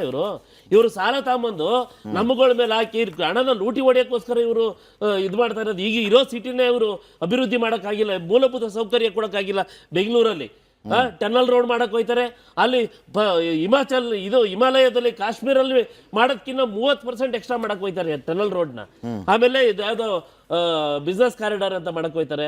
ನಿಜವಾಗ್ಲೂ ನಿಮ್ಗೆ ಕಾಳಜಿ ಇದ್ರೆ ಈ ನೈಸ್ ರೋಡ್ ಕಂಪ್ಲೀಟ್ ಮಾಡ್ರಿ. ನಿಮ್ಗೆ ಕಾಳಜಿ ಇದ್ರೆ, ನಿಮಗೆ ವರ್ತುಲ ರಸ್ತೆಗೆ ನಮ್ಮ ಮೆಟ್ರೋ ಮಾಡ್ರಿ. ನಿಮ್ಗೆ ಕಾಳಜಿ ಇದ್ರೆ ಇದನ್ನೇ ಅಭಿವೃದ್ಧಿ ಮಾಡಿ. ನಿಮ್ಗೆ ಏನಕ್ಕೋಸ್ಕರ ನೀವು ಲೂಟಿ ಹೊಡೆಯೋಕ್ಕೋಸ್ಕರ ಇದನ್ನ ಸರ್ಕಾರ ಉಪಯೋಗಿಸ್ಕೊಂಡ್ರೆ ನೀವು ನಿಜವಾಗ್ಲೂ ರೈತ ನಿಮ್ಮನ್ನ ಕ್ಷಮಿಸಲ್ಲ ಅನ್ನೋ ಪದನ ಅವ್ರಿಗೆ ಉಪಮುಖ್ಯಮಂತ್ರಿಗಳಿಗೆ, ಮುಖ್ಯಮಂತ್ರಿಗಳಿಗೆ ಹೇಳಕ್ ಇಷ್ಟಪಡ್ತೀನಿ. ನೀವು ಯಾರ ವಿಚಾರಕ್ಕಾದ್ರೂ ಹೋಗಿ, ಆದ್ರೆ ರೈತರ ವಿಚಾರಕ್ಕೆ ಹೋದ್ರೆ ಖಂಡಿತ ನಿಮ್ಮನ್ನ ಮನೆ ಕಳಿಸ್ತಾರೆ ಅಂತ ಮಾತನ್ನ ಹೇಳಲಿಕ್ಕೆ ಇಷ್ಟಪಡ್ತೀನಿ.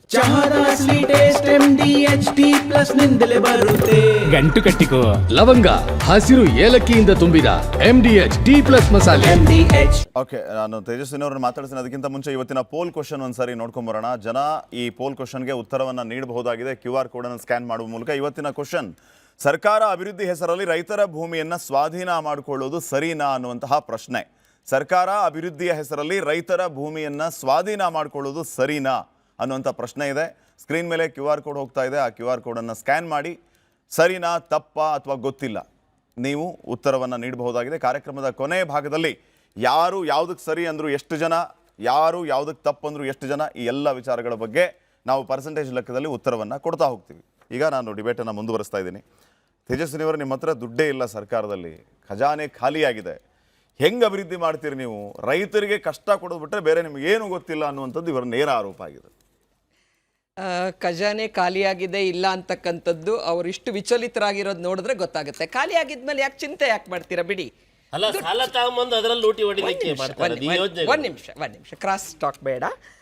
ಕುಮಾರಸ್ವಾಮಿ ಅವರಿಗೆ DK ಶಿವಕುಮಾರ್ ಅವ್ರ ಬಗ್ಗೆ ಇರ್ತಕ್ಕಂಥ ಅಸೂಯೆಗೆ ನಾನು ನಮ್ಮ ಆರ್ ಕನ್ನಡ ಚಾನೆಲ್ನ ಸಮಯ ವ್ಯರ್ಥ ಮಾಡಕ್ ಇಷ್ಟಪಡಲ್ಲ. ಅದು ಜಗತ್ ಜಾಹೀರು.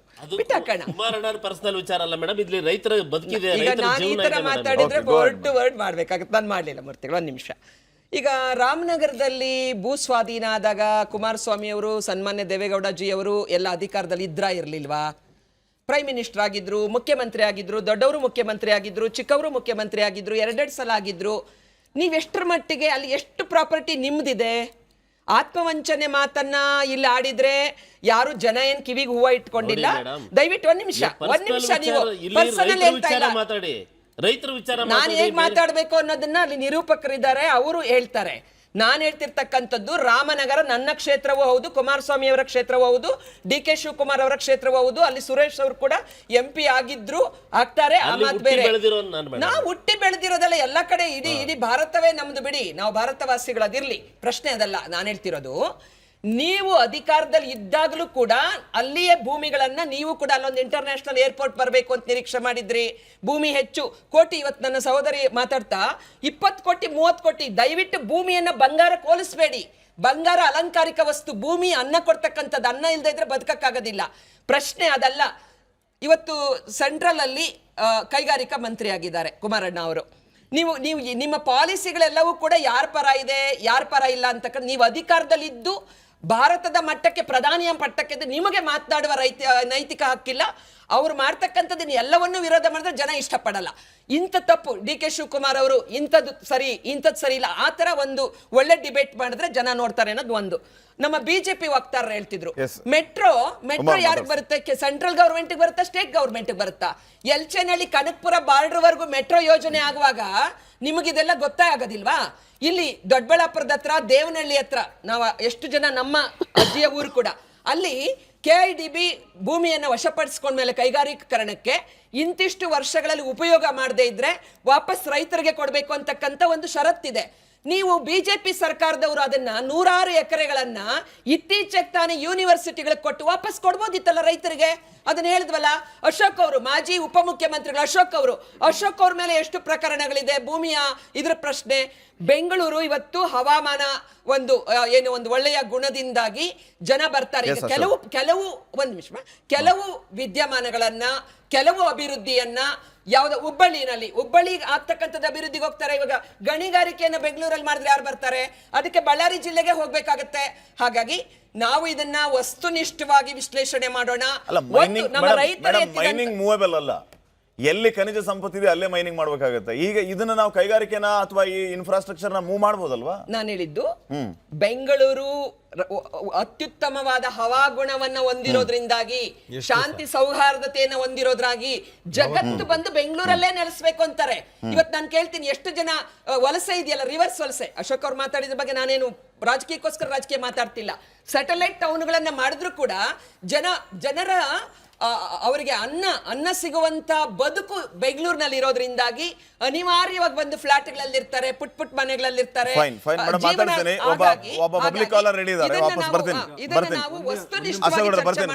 ವಾಪಸ್ ನಿಮಗೆ ಸಮಯ ಕೊಡ್ತೀನಿ. ಧಾರವಾಡದ ಚೇತನ್ ಅಂತ ಒಬ್ಬ ಪಬ್ಲಿಕ್ ಕಾಲ್ ರೆಡಿ ಇದೆ. ಚೇತನ್ ಅವ್ರೆ ನಮಸ್ಕಾರ. ಸರ್ ನಮಸ್ತೆ. ಎಸ್ ಚೇತನ್ ಅವ್ರೆ. ಸರ್ ಇಲ್ಲಿವರೆಗೂ ನಾವು ಬಹಳಷ್ಟು ಸರ್ಕಾರಗಳನ್ನ ನೋಡಿದೀವಿ. ಎಲ್ಲಾ ಸರ್ಕಾರಗಳ ಮನಸ್ಥಿತಿ ಏನಿದೆ ಅಂತಂದ್ರೆ ಬೆಂಗಳೂರನ್ನೇ ಬೆಳೆಸ್ಬೇಕು, ಬೆಂಗಳೂರನ್ನೇ ದೊಡ್ಡದು ಮಾಡ್ಬೇಕು ಅನ್ನೋ ಮನಸ್ಥಿತಿಯನ್ನು ಇಟ್ಕೊಂಡು ಮಾಡ್ತಾ ಇದ್ದಾರೆ. ಸರ್ಕಾರಗಳಿಗೆ 108 ಸಮಸ್ಯೆಗಳಿದಾವೆ. ಯುವಕರಿಗೆ ಇಲ್ಲಿ ಕೆಲಸಗಳು ಸಿಗ್ತಾ ಇಲ್ಲ, ಸರ್ಕಾರಗಳಿಂದ ಯಾವುದೇ ರಿಕ್ರೂಟ್ಮೆಂಟ್ ಆಗ್ತಾ ಇಲ್ಲ. ಆ ಮನಸ್ಥಿತಿಯನ್ನು ಬಿಟ್ಟು ಕೇವಲ ಬೆಂಗಳೂರನ್ನೇ ಬೆಳೆಸ್ಬೇಕು. ಯಾಕಂದ್ರೆ ಇರೋರಿಗೆ ಜಾಗ ಇಲ್ಲ, ಅಲ್ಲಿ ಸರಿಯಾದ ಒಂದು ಚರಂಡಿ ವ್ಯವಸ್ಥೆ ಇಲ್ಲ. ಬೆಂಗಳೂರು ಬಂದು ಜೋರ ಮಳೆ ಬಂದ್ರೆ ಎಲ್ಲ ನೀರೆಲ್ಲ ನಿಂತು ಹೋಗುತ್ತೆ. ಸೊ ಇಂಥ ಸ್ಥಿತಿಯಲ್ಲಿ ಇರ್ಬೇಕಾದ್ರೆ ಇದೆಲ್ಲ ಬೇಕಾ? ಬೇರೆ ಸಿಟಿಗಳನ್ನೆಲ್ಲ ಬೆಳೆಸಲ್ಲ. ಈಗ ಉದಾಹರಣೆ ನಾವು ಮೂಲತಃ ದಾವಣಗೆರೆಯವರು, ನಮ್ ದಾವಣಗೆರೆ ಅಂತ ಬಂದಾಗ ಹೆಸರು ಮಾತ್ರ ದೊಡ್ಡದಿದೆ, ಮಹಾನಗರ ಪಾಲಿಕೆ ಇದೆ, ಹೇಳ್ಕೊಳ್ತಕ್ಕಂಥ ಒಂದ್ ಯಾವ ಫ್ಯಾಕ್ಟರಿ ಇದೆ, ಅಲ್ಲಿರ್ತಕ್ಕಂಥ ಕೆಲಸಗಾರಿಗೆ ಯಾವ ಕೆಲಸ ಇದೆ? ಎಲ್ರು ಕೂಡ ಬೆಂಗಳೂರಿಗೆ ಹೋಗ್ಬೇಕು, ಬಾಂಬೆಗೆ ಹೋಗ್ಬೇಕು, ಪೂನಾ ಹೋಗ್ಬೇಕು, ದೊಡ್ಡ ದೊಡ್ಡ ಸಿಟಿಗಳಿಗೆ ಗುಳೆ ಹೋಗೋದಾದ್ರೆ ಸರ್ಕಾರಗಳು ಏನಕ್ಕೆ ಬೇಕು? ನಾವು ಸರ್ಕಾರಗಳನ್ನ ಎದಕ್ಕೆ ಗೆಲ್ಲಿಸ್ತಕ್ಕಂಥ ಕೆಲಸವನ್ನು ಮಾಡ್ಬೇಕು? ಇವ್ರು ವೈಯಕ್ತಿಕ ಲಾಭಗಳಿಗೆ ಮಾತ್ರ ಮಾಡ್ಬೇಕು ಅನ್ನೋ ಕಾರಣಕ್ಕೋಸ್ಕರ ಅಷ್ಟೇ. ಕರೆ ಮಾಡಿದ್ದಕ್ಕೆ ಧನ್ಯವಾದ, ನಿಮ್ಮ ಅಭಿಪ್ರಾಯ ತಿಳಿಸಿದಕ್ಕೆ. ಇನ್ನ ಶಾಂಭವಿ ಅಂತ ಕರೆ ಮಾಡಿದ್ದಾರೆ ಬೆಂಗಳೂರಿನಿಂದ. ಇನ್ನೊಂದು ಕರೆ ತಗೊಂಡ್ಬಿಡ್ತೀನಿ. ಶಾಂಭವಿ ಅವರೇ ನಮಸ್ಕಾರ. ಹಲೋ ನಮಸ್ಕಾರ ಶಾಂಭವಿ ಅವರೇ. ಸರ್ ನಮಸ್ತೆ ಸರ್. ಎಸ್ ಮಾತಾಡಿ ಸರ್. ನಮ್ದು ಕೂಡ ಜಮೀನ್ ಅಕ್ವೈರಿಗೆ ಬಂದಿದೆ. ಎಲ್ಲಿ? ತುಂಬಾ ಸರ್, ಕಂಚ್ಕರ್ನಲ್ಲಿ ಸಿದ್ದಯ್ಯನ ದೊಡ್ಡಿ ಅಂತ. ಓಕೆ. ನಾವು ಸ್ಟ್ರೈಕ್ ಮಾಡ್ತಾನೆ ಇದೀವಿ ಸರ್, ಯಾವ ಚಾನಲ್ ಬರ್ತಿಲ್ಲ. ಫಸ್ಟ್ ಟೈಮ್ ನಿಮ್ ಚಾನಲ್ ಅಲ್ಲಿ ಬರ್ತಿದೆ. ನಮ್ ರೈತರೆಲ್ಲ ಕುತ್ಕೊಂಡು ನೋಡ್ತಾ ಇದೀವಿ. ಫಸ್ಟ್ ಟೈಮ್ ನನ್ಗೆ ಒಂದು ಖುಷಿ ಆಗ್ತಿದೆ, ಚಾನಲ್ ಅಲ್ಲಿ ಬರ್ತಿದೆ. ಯಾಕೆ ಯಾರು ಕೂಡ ನಮ್ದು ನಾವು ಪ್ರತಿಭಟನೆ ಯಾಕೆ ಯಾವ ಚಾನಲ್ ಎಲ್ಲ ತೋರಿಸ್ತಿಲ್ಲ ಅನ್ನೋದೇ ನಮಗೊಂದು ಬೇಜಾರಾಗ್ಬಿಟ್ಟಿದೆ. ನಾವು ರೈತರಿಗೋಸ್ಕರನೇ ಇದೀವಿ, ರೈತರ ಹಿತ ನಮ್ಮ ಹಿತ. ತುಂಬಾ ಖುಷಿ ಆಗುತ್ತೆ ಸರ್, ತುಂಬಾ ಖುಷಿ ಆಗ್ತಿದೆ. ನಿಮ್ ಚಾನಲ್ ಅಲ್ಲಿ ನಮ್ಗೋಸ್ಕರ, ರೈತರಿಗೋಸ್ಕರ ಒಂದು ಚಾನಲ್ ಅಲ್ಲಿ ಮಾಡ್ತಿರೋ ನಮಗೆ ತುಂಬಾನೇ ಖುಷಿ ಆಗ್ತಿದೆ ಸರ್. ಎಷ್ಟು ಕಷ್ಟ ಪಡ್ತಿದೀವಿ ಅಂತ ಹೇಳಿದ್ರೆ, ನಮ್ಗಿರೋದು ಆಸ್ತಿ ಅಂತ ಬಂದ್ರೆ ಜಮೀನ್ ಮಾತ್ರ. ಅದು ಹೋದ್ರೆ ಏನ್ ಸರ್ ಮಾಡೋದು? ದುಡ್ಡು ಕೊಡ್ತೀವಿ ಅಂತ ಹೇಳ್ತಾರೆ. ಸರಿ ಆಯ್ತು, ಈಗ ಸಿಎಂ ಇದಾರಲ್ವಾ, DCM ಇದಾರಲ್ಲ, ನಾವುಗಳೆಲ್ಲ ಸೇರಿ ದುಡ್ಡು ಕೊಡ್ತೀವಿ, ಅವ್ರ ಸ್ಥಾನ ಬಿಟ್ಕೊಡ್ತಾರ?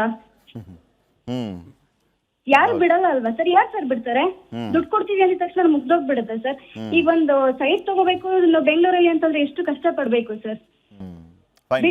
ಶಾಂಭವಿ ಅವರೇ ಕರೆ ಮಾಡಿದ್ದಕ್ಕೆ. ಇನ್ನ ಬಿಡದಿಂದ ಭರತ್ ಅಂತ ಇದೊಂದು ಕಾಲ್. ಭರತ್ ಅವರೇ ನಮಸ್ಕಾರ. ನಮಸ್ಕಾರ ಸರ್. ಎಸ್, ನಿಮ್ ಭಾಗದಲ್ಲೂ ಸಿಕ್ಕಾಪಟ್ಟೆ ಎಕ್ವೈರ್ ಆಗೋದಕ್ಕೆ ರೆಡಿ ಇದೆ, ಏನ್ ಹೇಳ್ತೀರಿ? ಸರ್ ನಮ್ಮೂರೇ ಸರ್, ನಾವು ಹೊಸೂರೇನೆ. ನಮ್ದು 1 ಎಕರೆ ಇದೆ ಸರ್ ಜಮೀನು. ಸರ್ ಇವ್ರು ಹೇಳ್ತಿರೋ ಪ್ರಕಾರ ಅಕ್ವೈರ್ ಮಾಡಿದ ತಕ್ಷಣ ಕೊಟ್ಬಿಡ್ಬೇಕಾ ಸರ್? ಈ ಸರ್ ಇದನ್ ಪ್ರಜಾಪ್ರಭುತ್ವ ನೀವ್ ಹೇಳಿ ಸರ್. ನಮ್ ಭೂಮಿಗೋಸ್ಕರ ನಾವು ರೋಡಲ್ಲಿ ನೈಟ್ ಅಲ್ಲಿ ಸೊಳ್ಳೆ ಕಟ್ಟಿಸ್ಕೊಂಡಿರ್ಬೇಕಾ ಸರ್? ನೀವ್ ಹೇಳಿ ಸರ್. ನಾವು ನಿನ್ನೆಯಿಂದ 2 ದಿನ ಒಳ್ಳೆ ಭಿಕ್ಷುಕರ ತರ ರೋಡ್ ಸೈಡ್ ಅಲ್ಲಿ ಕೂತಿದೀವಿ. ಅಲ್ಲ ಸರ್, ನಾನು ಹೇಳ್ತಿರೋದು ಇವ್ರು ಕಟ್ಟಿದ ರೈಟ್ಗೆ ನಾವು ಕೊಡ್ಬೇಕು ಅಂದ್ರೆ ನಾವು ಚೀನಾ ದೇಶಕ್ಕೆ ಹೋಗ್ಬಿಡ್ಬೇಕು ಸರ್. ಅಲ್ಲೇ ತರ ಗೌರ್ಮೆಂಟ್ ನಮ್ಗೆ ಕೊಟ್ಬಿಡ್ಲಿ ಸರ್, ಲೀಸ್ ಕೊಟ್ಬಿಡ್ಲಿ. 10 ವರ್ಷಕ್ಕೆ ಲೀಸ್ ಹಾಕೋತೀವಿ, ಕೂಲಿ ಮಾಡ್ತೀವಿ, ನಾವು ಹೋಗ್ತೀವಿ ಸರ್. ಸರ್ ಈಗ ನಮ್ಮ ಅಮ್ಮ ಏನ್ಕೊಳ್ಳಿ ಸರ್, ನಮ್ಮ ಅಮ್ಮ ಏನಂತಾರೆ, ನೀನ್ ನೋಡ್ಕೊಳ್ಳ ಅಂದ್ರೆ ಪರವಾಗಿಲ್ಲ ಬಿಡೋ, ನಾನು ಹೊಸ ಕಟ್ಕೋತೀನಿ, ನನ್ ಜೀವನ ಕಟ್ಕೋತೀನಿ, ನೀನ್ ನಂಬ್ಕೊಂಡು ಯಾವನ್ ಇದಾನೆ ಇಲ್ಲಿ ಇರ್ತಾರೆ. ನಮ್ಮೂರಲ್ಲಿ ಎಷ್ಟೋ ಜನ ಸರ್ ಕೂಲಿಗೆ ಹೋಗ್ತಿದ್ರೆ ಸರ್, ಬರೀ 350-400ಕ್ಕೆ ಕೂಲಿಗೆ ಹೋಗ್ತಾರೆ ಸರ್. ಜಮೀನಿಲ್ಲ ಅವರಿಗೆ. ಸುತ್ತಮುತ್ತ ಎಷ್ಟು ಹಳ್ಳಿ ಸರ್, ಹಸ್ಗಳೆಲ್ಲ ಕಟ್ಕೊಂಡಿದ್ದಾರೆ ಸರ್, ಇದು ನಂಬ್ಕೊಂಡು. ಇವ್ರು ಹೇಳ್ತಾರೆ ಸರ್ ಬಂಜರು ಭೂಮಿ ಅಂತಾರೆ ಸರ್. ಬನ್ನಿ ಸರ್ ನಮ್ ಭೂಮಿಲಿ ನೋಡ್ಲಿ ಸರ್, ನಮ್ದೇನೆ ಫುಲ್ ಬಾಳೆ ಇದೆ ಸರ್. ನೀರು ಸರ್ 150-200 ಅಡಿಗೆಲ್ಲ ಸಿಗುತ್ತಿದೆ ಸರ್. ಬೈಮಂಗಲಕ್ಕೆ ಹೋದ್ರೆ 10 ಅಡಿಗೂ ಸಿಗುತ್ತೆ ಸರ್ ನೀರು. ಓಕೆ ಥ್ಯಾಂಕ್ ಯು ಭರತ್ ಅವರೇ, ಕರೆ ಮಾಡಿದ್ದಕ್ಕೆ. ಕರೆ ಮಾಡಿ ಅಭಿಪ್ರಾಯ ತಿಳಿಸಿದ ಎಲ್ಲರಿಗೂ ಕೂಡ ಧನ್ಯವಾದ. MDH ದಮ್ ಆಲು, ನಾಲ್ ತಡ್ಕ ಮತ್ತು ಮಶ್ರೂಮ್ ಮಸಾಲೆ. MDH ನಿಂದ ಊಟ ಪ್ರತಿ ಸಲ ಸ್ವಾದಿಷ್ಟಕರ. MDH ಯಾವಾಗ್ಲೂ ನಿಮ್ಗೆ ಹೊಸ ರುಚಿ ನೀಡಲು ಪ್ರತಿಬದ್ಧವಾಗಿದೆ.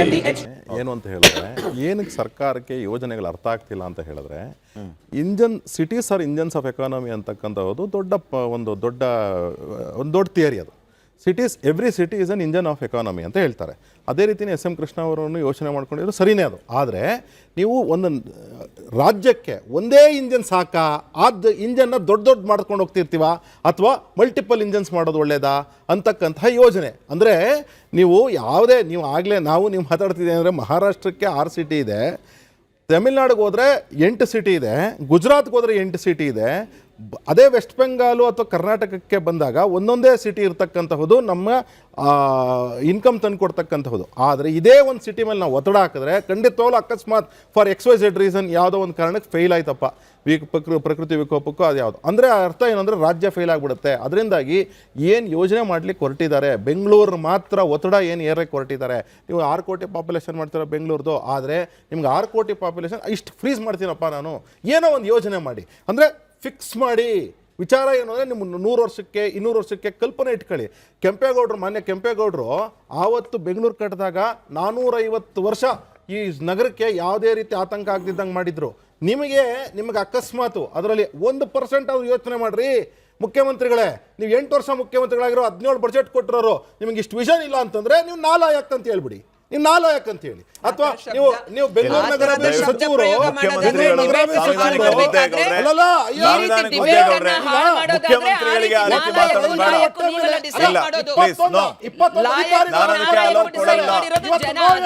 ನಿಮ್ಮ ಆಕ್ರೋಶ ವ್ಯಕ್ತಪಡಿಸಿ, ಆದರೆ ಸಾಂವಿಧಾನಿಕ ಹುದ್ದೆಗೆ ಗೌರವ ಇರಲಿ. ಸಾಂವಿಧಾನಿಕ ಹುದ್ದೆ ಅಲ್ಲ, ಅಧಿಕಾರಿಗಳ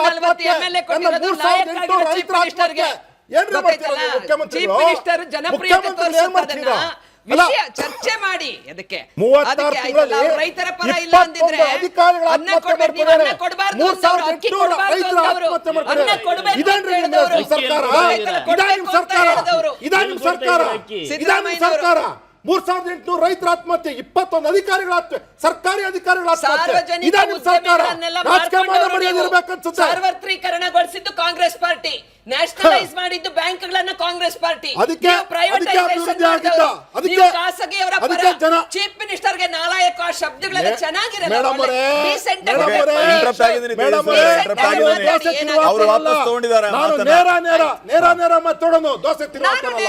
ಟೀಕೆ ಮಾಡ್ತೀನಿ. ಸಿದ್ದರಾಮಯ್ಯ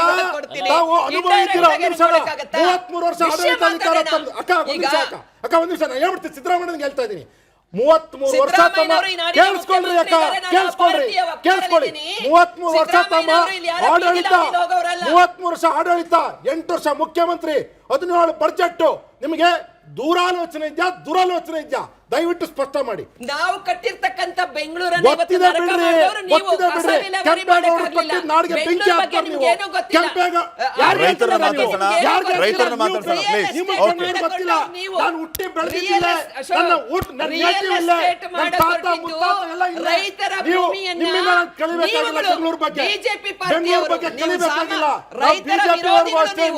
ನೀವು ಕಲ್ಸ್ಕೊಡ್ಬೇಕಾಗಿಲ್ಲ. ನೋಡಿ ವೀಕ್ಷಕರೇ, ನನ್ನ ಹತ್ರ ಒಂದು ಲಿಸ್ಟ್ ಇದೆ, 90,000 ಎಕರೆಯ ಲೆಕ್ಕ ನನ್ನ ಹತ್ರ ಇದೆ. ಎಷ್ಟೆಷ್ಟು ಸಾವಿರ, ಈಗ ನಾನು ಆರಂಭದಲ್ಲಿ ಒಂದು ಮಾತನ್ನು ಹೇಳ್ತಾ ಇದ್ದೆ, ಸಾವಿರಾರು ಎಕರೆ ಬರೀ 1 ಎಕರೆ ಜಮೀನನ್ನ ಮಾಡೋದು ಎಷ್ಟು ಕಷ್ಟ ಇದೆ. ಇಂಥ ಟೈಮ್ನಲ್ಲಿ ಇವರು ಆ ಟೌನ್ಶಿಪ್ಗೆ ಅಷ್ಟು ಸಾವಿರ, ಈ ಟೌನ್ಶಿಪ್ಗೆ ಎಷ್ಟು ಸಾವಿರ ಅಂತ ಹೇಳ್ತಾ ಇದ್ದಾರೆ. 5 ಥೀಮ್ ಬೇಸ್ಡ್ ಟೌನ್ಶಿಪ್ ಅಂತೆ, health care township, cultural township, manufacturing township, IT township, logistic township. ಎಲ್ಲೆಲ್ಲಿ? ಸೋಲೂರು, ಬಿಡದಿ, ದೊಡ್ಡಬಳ್ಳಾಪುರ, ಹೊಸಕೋಟೆ, ದಾಬಸ್ಪೇಟೆ. 2,000 ಎಕರೆ ಬೇಕು. ಇನ್ನು 5 ಇಂಟಗ್ರೇಟೆಡ್ ಟೌನ್ಶಿಪ್ ಯೋಜನೆ, ಬಿಡದಿ, ರಾಮನಗರ, ಸಾತ್ನೂರು, ಸೋಲೂರು, ನಂದುಗುಡಿ. ಪ್ರತಿ ಊರುಗಳಲ್ಲಿ ಇವರೇನು ಆಯ್ಕೆ ಮಾಡ್ಕೊಂಡಿದಾರಲ್ಲ ಜಾಗ, ಬಿಡದಿ, ರಾಮನಗರ, ಸಾತ್ನೂರು, ಸೋಲೂರು, ನಂದುಗುಡಿ, 15,000 ಎಕರೆ ಬೇಕಾಗಿದೆ ಈ ಇಂಟಿಗ್ರೇಟೆಡ್ ಟೌನ್ಶಿಪ್ಗಳಿಗೆ. ಅಂದರೆ 90,000 ಎಕರೆನ ನಾವು ಸ್ವಾಧೀನ ಮಾಡ್ಕೊಳ್ಳೋದಕ್ಕೆ ರೆಡಿ ಇದ್ದೀವಿ, ರೈತರು ಸುಮ್ಮನೆ ಇರಬೇಕು. ನೀವೇನಾದರೂ ನಮಗೆ ತಕರಾರು ಮಾಡಿದರೆ ನಿಮ್ಮನ್ನ ಸುಮ್ಮನೆ ಬಿಡಲ್ಲ ಅನ್ನೋ ಲೆವೆಲ್ಗೆ ಈ ಹಿಂದೆಯೂ ನಾವು ಗಮನಿಸಿದ್ದೀವಿ ಆವಾಜ್ ಹಾಕುವಂಥ ಕೆಲಸ ಆಗ್ತಾ ಇದೆ. ಅಲ್ಲಿಗೆ ಆಗಲೇ ಒಂದು ಮಾತನ್ನು ಹೇಳ್ತಾ ಇದ್ರು, ನೀವು ಪರಿಹಾರ ಕೊಡ್ತೀವಿ ಅಂದ ಮಾತ್ರಕ್ಕೆ ನಾವು ದುಡ್ಡನ್ನು ಕೊಟ್ಟುಬಿಡೋಕೆ, ಜಮೀನನ್ನು ಕೊಡಬೇಕಾ?